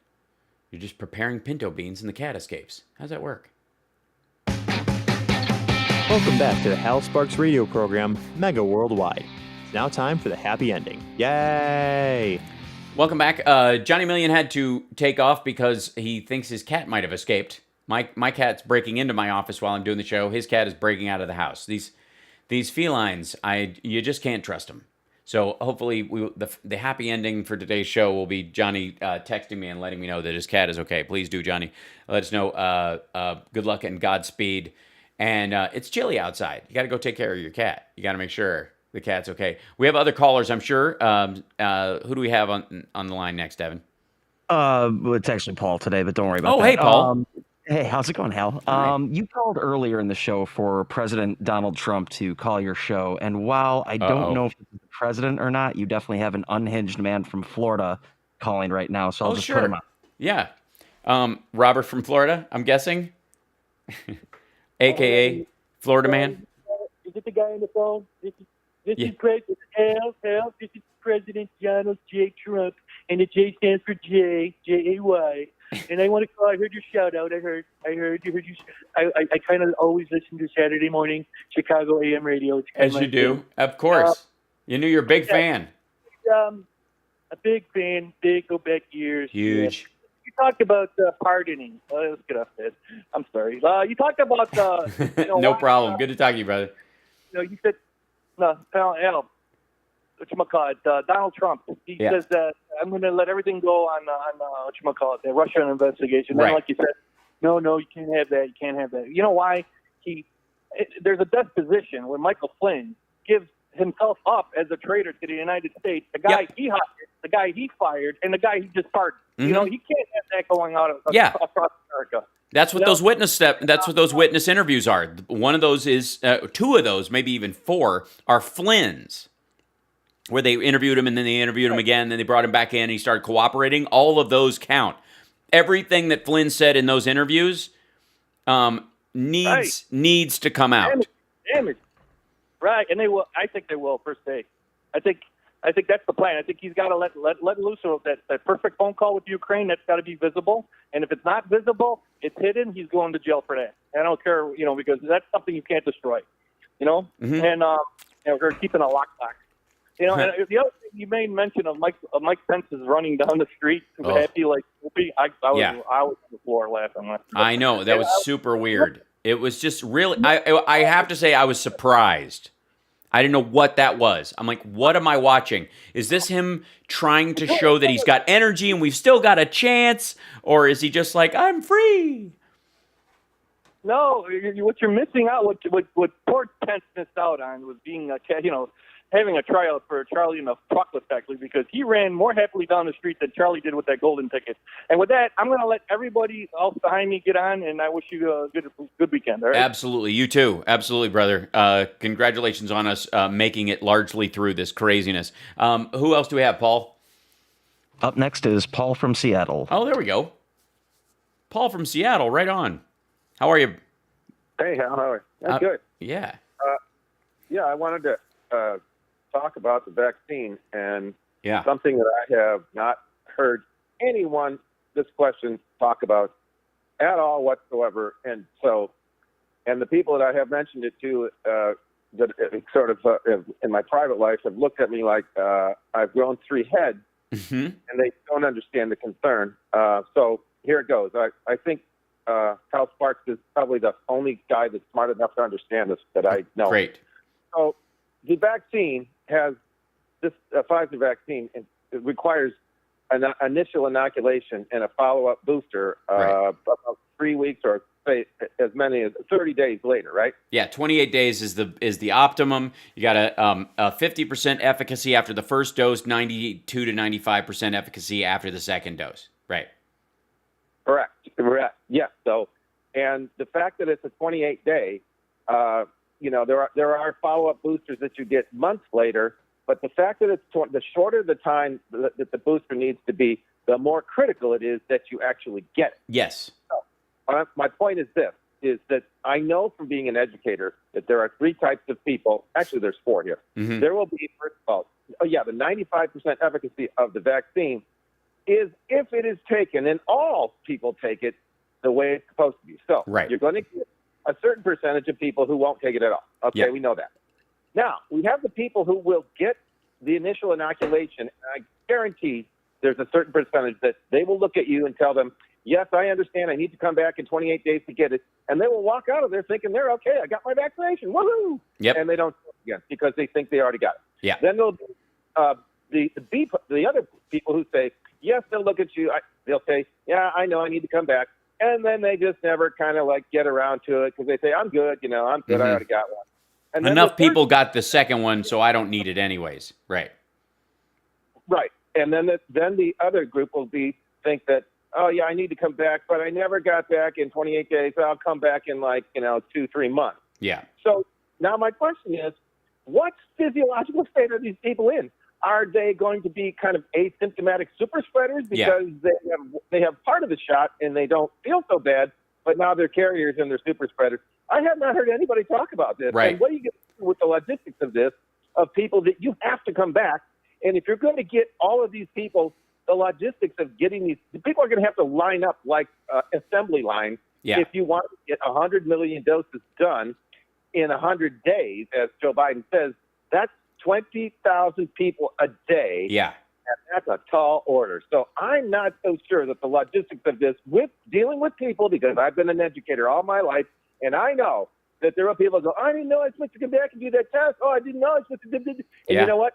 High schoolers are about the average mentality of America. Right. Well, and the maturity level. I think yes, I think you're right. I think the initial group, the mRNA vaccines are not kind of like the old version vaccines where you give a dead version of the virus and the person can kind of catch it if they're or get symptoms like it, and therefore what happens is they either spread another cold that they have because they get post-nasal drip from getting the vaccine. That used to be the thing. Like, they couldn't tell the difference between multiple flus. So you'd have the flu, you get a flu shot or some similar, and then you would get symptoms from that vaccine that would give you post-nasal drip and runny eyes and all that kind of stuff.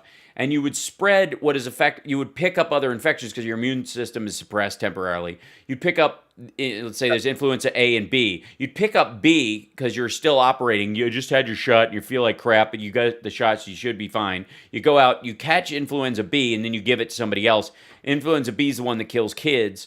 And so you can be kind of a spreader for that. The mRNA ones are slightly different in that they don't carry any live virus. They're a Trojan horse methodology. The problem is that these people, they won't get it from, and some people go, well, you'll catch it from the virus. You'll get the virus from the actual vaccine. It doesn't work that way with mRNA, but what these people will do is some of them, since it's a coin flip, it's 50-50, you'll get your first shot and forget to get your second one. It'll wear off in God knows how long. And if you encounter a second wave of it, and that's when we are still in the first wave. Don't kid yourself. You know this. Everybody else knows this. We never got out of a wave. We've been in this long, flood. And over the course of the next, 6 months, as it cycles back through the world again, through countries that have the vaccine and countries that do not, and people start traveling again, then you get these people who had half the vaccine who only have 50% efficacy against it. A portion of them will pick it up and they'll carry it to the people who didn't get the vaccine or won't get the vaccine or haven't had a chance to get it yet. That is an absolute critical. Look at this. Allison in our chat room says, "Truth, Hal. I teach this and virology." See, look at that. I even got it right on a school level. But that, yes, your concern is absolutely right because people will blow off the second portion of it. Now, I personally think they'll stop wearing their mask too. Yes. Once they got it, they'll say, "Oh, I'm great. I don't have to wear my mask." And the point here, Trump wants credit for the vaccine. The masks are 70% effective, and that is the standard for the vaccine immunity. That's right. 70% of everybody wore the mask. If he'd have encouraged everybody to wear the mask, he could have instant vaccine. If he would have just said everybody wear a mask, he could have got credit for killing and quelling and getting and eradicating coronavirus in the United States. I agree with you in the abstract, but you and I both know there is no alternate reality where Donald Trump suddenly has skills or gives a shit. Excuse me. Whoops. I forgot where I was for a second. Sorry, radio. Sorry, Chicago. I was looking at my chat room and where the language is not limited. We're back. Hi, how are you? Good to see you. A little dump there. Beg your pardon. Look at that. I was unprofessional. They were not in a situation where Donald Trump, even though I used the word that Trump referred to foreign countries that don't have, their own malaria drugs. And thank you, Eric, for the super chat. We all know that there is no point where Donald Trump magically develops a situation where he cares enough to do the work. Like, because I personally believe any rudimentary president who's encountered this in February of last year and was looking at how, especially somebody like Trump, who looks at this and goes, look, this is, ladies and gentlemen, my fellow Americans, citizens of the world, we are about to head into one of the most difficult things we've ever faced, and you're lucky I'm the guy here to deal with this. It's going to be rough. We're going to need to shut down for weeks on end. Our economy will recover after. People need to use this time to woodshed, develop products and projects that they're going to unleash on the world. This is the break you've been looking for because you're going to have to take it to save your own life and the life of your fellow Americans. We're going to need to do this. We're going to do everything. You're going to need to wear a mask whenever you go out in public. If you have any symptoms, please stay home. And if you think you've been in contact with somebody that does, let your doctor know. Don't go see your doctor because you don't want to give it to them. We don't want to harm our medical providers. And then you just start at that. Like, just that level of, like, I'm uniquely here and I can help you solve this, America. He would have waltzed through, even with the death toll rising. He still would have won. He would have eked out a win. That is the reality. But he's not capable of that. There is no if where Trump is capable of any of this. There just isn't. Thank you, Paul. I appreciate it. We're at the end of the show already. Look at that. Managed to get 2 whole callers. I'm so proud of myself. I will check in later and see if Johnny Million found his cat. Hopefully. He's got to send me a message. We've got to know. Inquiring minds. Follow Johnny Million 1 on Twitter and bug him about it. And thank you guys for the super chats and the support, and thank you for the patrons, and thank you everybody who listens on WCPT. Stay tuned for Dick K. We'll see you next week.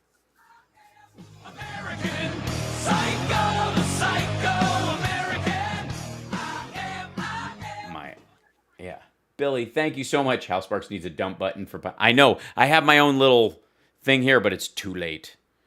I potty mouthed myself. Sorry about that, Chicago. No worries. I caught it. I should have told you that I tagged out Devin. So yeah. Anyway. Oh yeah. No worries at all. So I'll see you. Are you with us next week, or do you know? Or I guess you're fine. Should be. Yes. Yeah. Okay. Cool. Me. All right. Excellent. All right, have a great week. Stay safe. Cheers. Okay. Bye. Okay. Chicago. I think we're alone now. Hi, everybody. We'll check on. Just gonna make sure that John and Million is okay. And Billy, thank you for catching me on this. I'm so ashamed of myself. I should know better, but it's hard because we stream every day, and I don't. I'm a little free and easy with the swearing. Let's see. Yeah, Annie saying no vaccine for me. I have too many health issues and allergies, and I don't trust it. It hasn't been studied long enough. What about people with cancer like my brother has or heart problems? Well, that's why I think that healthy people have more of a reason to get it, like myself, because the people that are, the people that have those concerns, one of the ways that they can actually be protected is simply because the rest of us aren't carrying it around, right? Let's see. Can also passionate men have potty mouths. It's true. It's true. Thanks for noticing. If you were getting the one in UK, maybe, but here, well, it's the same one. You know, it's the exact same one. So either way, and the question is, you know, all the people in the White House are like, yeah, we've already had it, so we all got COVID, so we don't have to take it. Like, which I don't know if I buy. Is that cycling back through, or just is the chat just kind of cycling itself right now, or is it just me? Thank you, Eric. How do I join your channel? Do you have monthly? Oh, thanks, Eric. By being a patron, patreon.com/HalSparks is the best way you can support on a monthly basis. You can also become a year-long patron if you want to. By the way, yeah, I'm concerned for Benny Loco as well. So if anybody hears from her, or Benny Loco, we love you. If you're watching and you're from anywhere and you just can't chat, we love you and miss you, and we hope you're okay. I'm gonna sign off now because if Trump does do something later, I might jump back on, and then I've got Masons tonight. I've got a virtual thing where we're doing our officer installation. We have to do it virtually, and I'm the senior deacon for our lodge, so I will get I don't know what the YouTube thing was. That was very strange because it's showing up on mine as relatively normal, but I think it's just like cycling or something. It's just very odd. I mean, I don't doubt that they're being, going through stuff. They're probably getting DDoS attacks all the time. But yeah, so I'm this is my second year as senior deacon because since we can't have our regular meetings and stuff because of the way things, because of COVID, and a lot of our members are older. We don't want to kill the older members of our lodge. We're doing all this stuff virtual, and so you can't do stuff virtually because there's a lot of stuff you can't do online because other people might see it. So hey, we're just kind of we're just making it automatic that our lodge will have the same leadership into the next year. And they call me Deacon Blues. That's right. But except that I'm cheery all the time. That wouldn't make much sense. Anyways, so I appreciate you guys. I will see you perhaps later on if Trump does something. But I've got that. And today is Ethan's birthday. So how do you sacrifice a virgin online? There's no such thing as a virtual volcano. We can't just chuck people in there. What are you supposed to do? Are Masons evil? Their symbol is an upside down pentacle. No, it isn't. It's not upside down. It's right side up. And the pentagram is a natural pagan symbol. It's not a satanic symbol. That was the church trying to destroy paganism that made it evil. I mean, that saying pentagrams are evil is like saying witches deserve to be burned. It's the same thing. I mean, what do you think? You don't think Christmas is a pagan holiday that they usurped when they moved through Europe, just absorbed? I mean, Easter, you don't know where the festival of Ishtar and eggs for fertility and chocolate because it makes you feel in love. It's the original date rape drug. I mean, come on. Masons were the first union. So there you go. We're pro-union and pro-public education. That's pretty much the only thing anybody outside us need to be concerned with. Now, the Jesuits on the other side, why can't females be in Masons? Because they don't need to be. Because it is not an organization that excludes women. It is an organization for men. It's sort of like saying, why don't,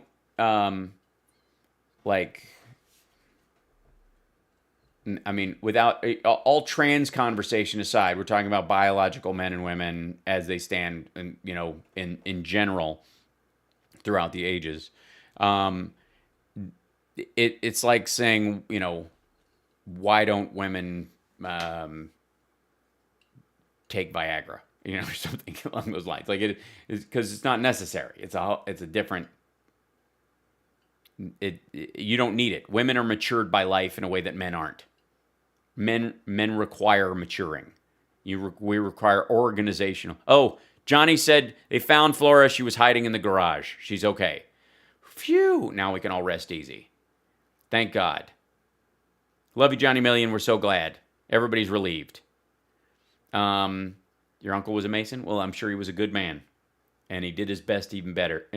Richard Custer, I do not have Cyberpunk 2077 yet. I will at some point, but yeah. I'm not even done setting up we're still unpacking. It's crazy.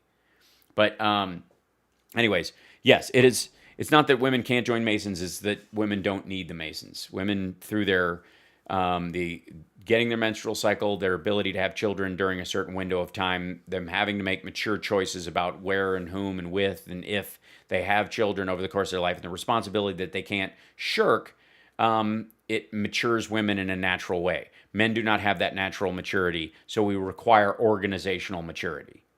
That's why the purpose of Masons is to make good men better. Can't make a bad man good, but you can make a good man better. That's the point. Honing ourselves as best we can. There you go. Hope that explains some of it. But my grandfather was one. He was a good man.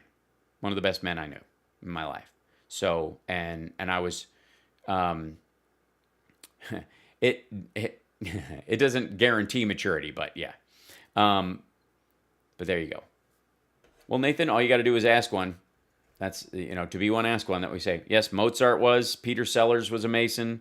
Oscar Wilde was a Mason.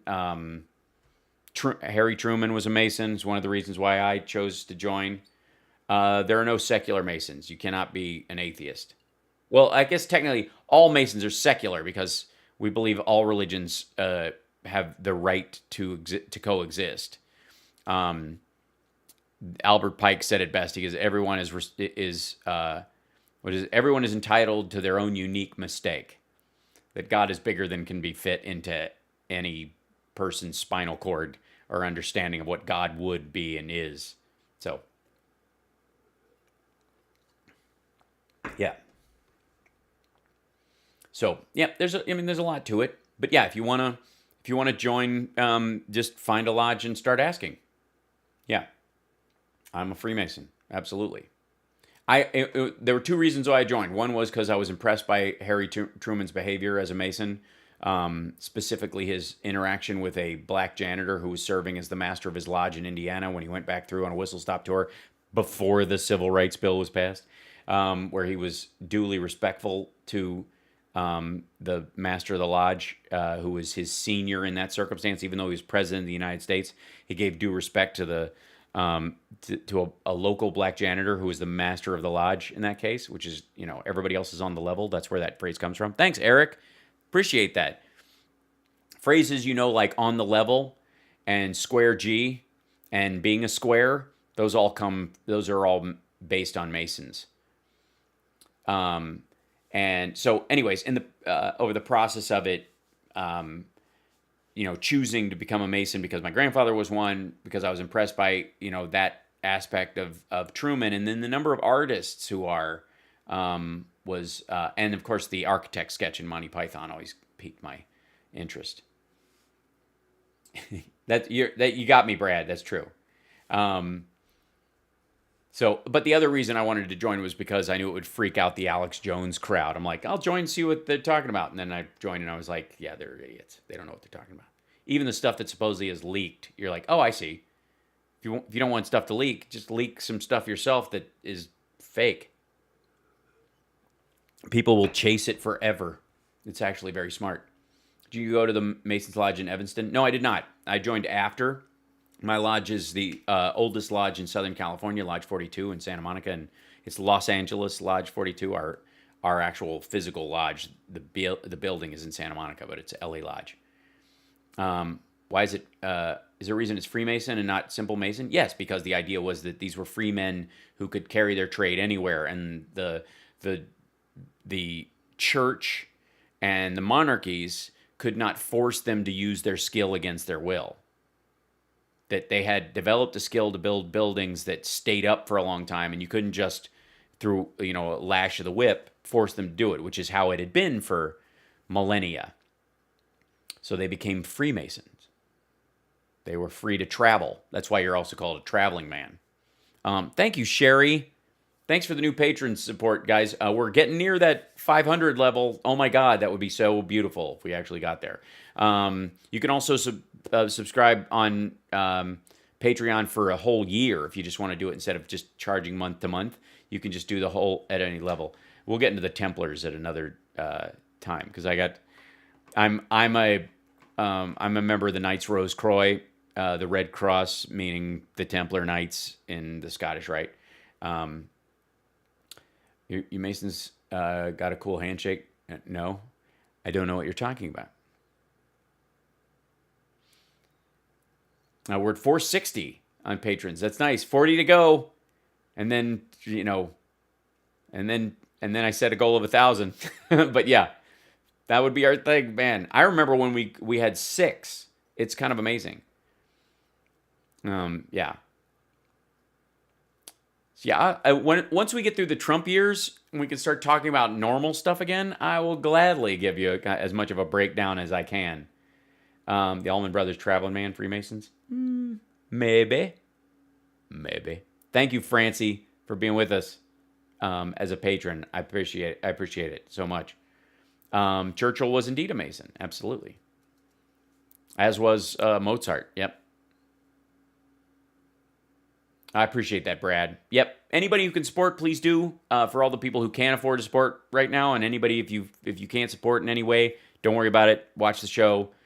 I'll help you get through this period as well as I can. All right, I'm going to sign off. I'll talk to you guys later. Have a beautiful day. Take care of yourselves and take care of somebody else. It's good to know that Johnny Million's cat is fine. She was just hiding in the garage, and all's well. Why are there secret rituals? Who says there are? What rituals? Bye.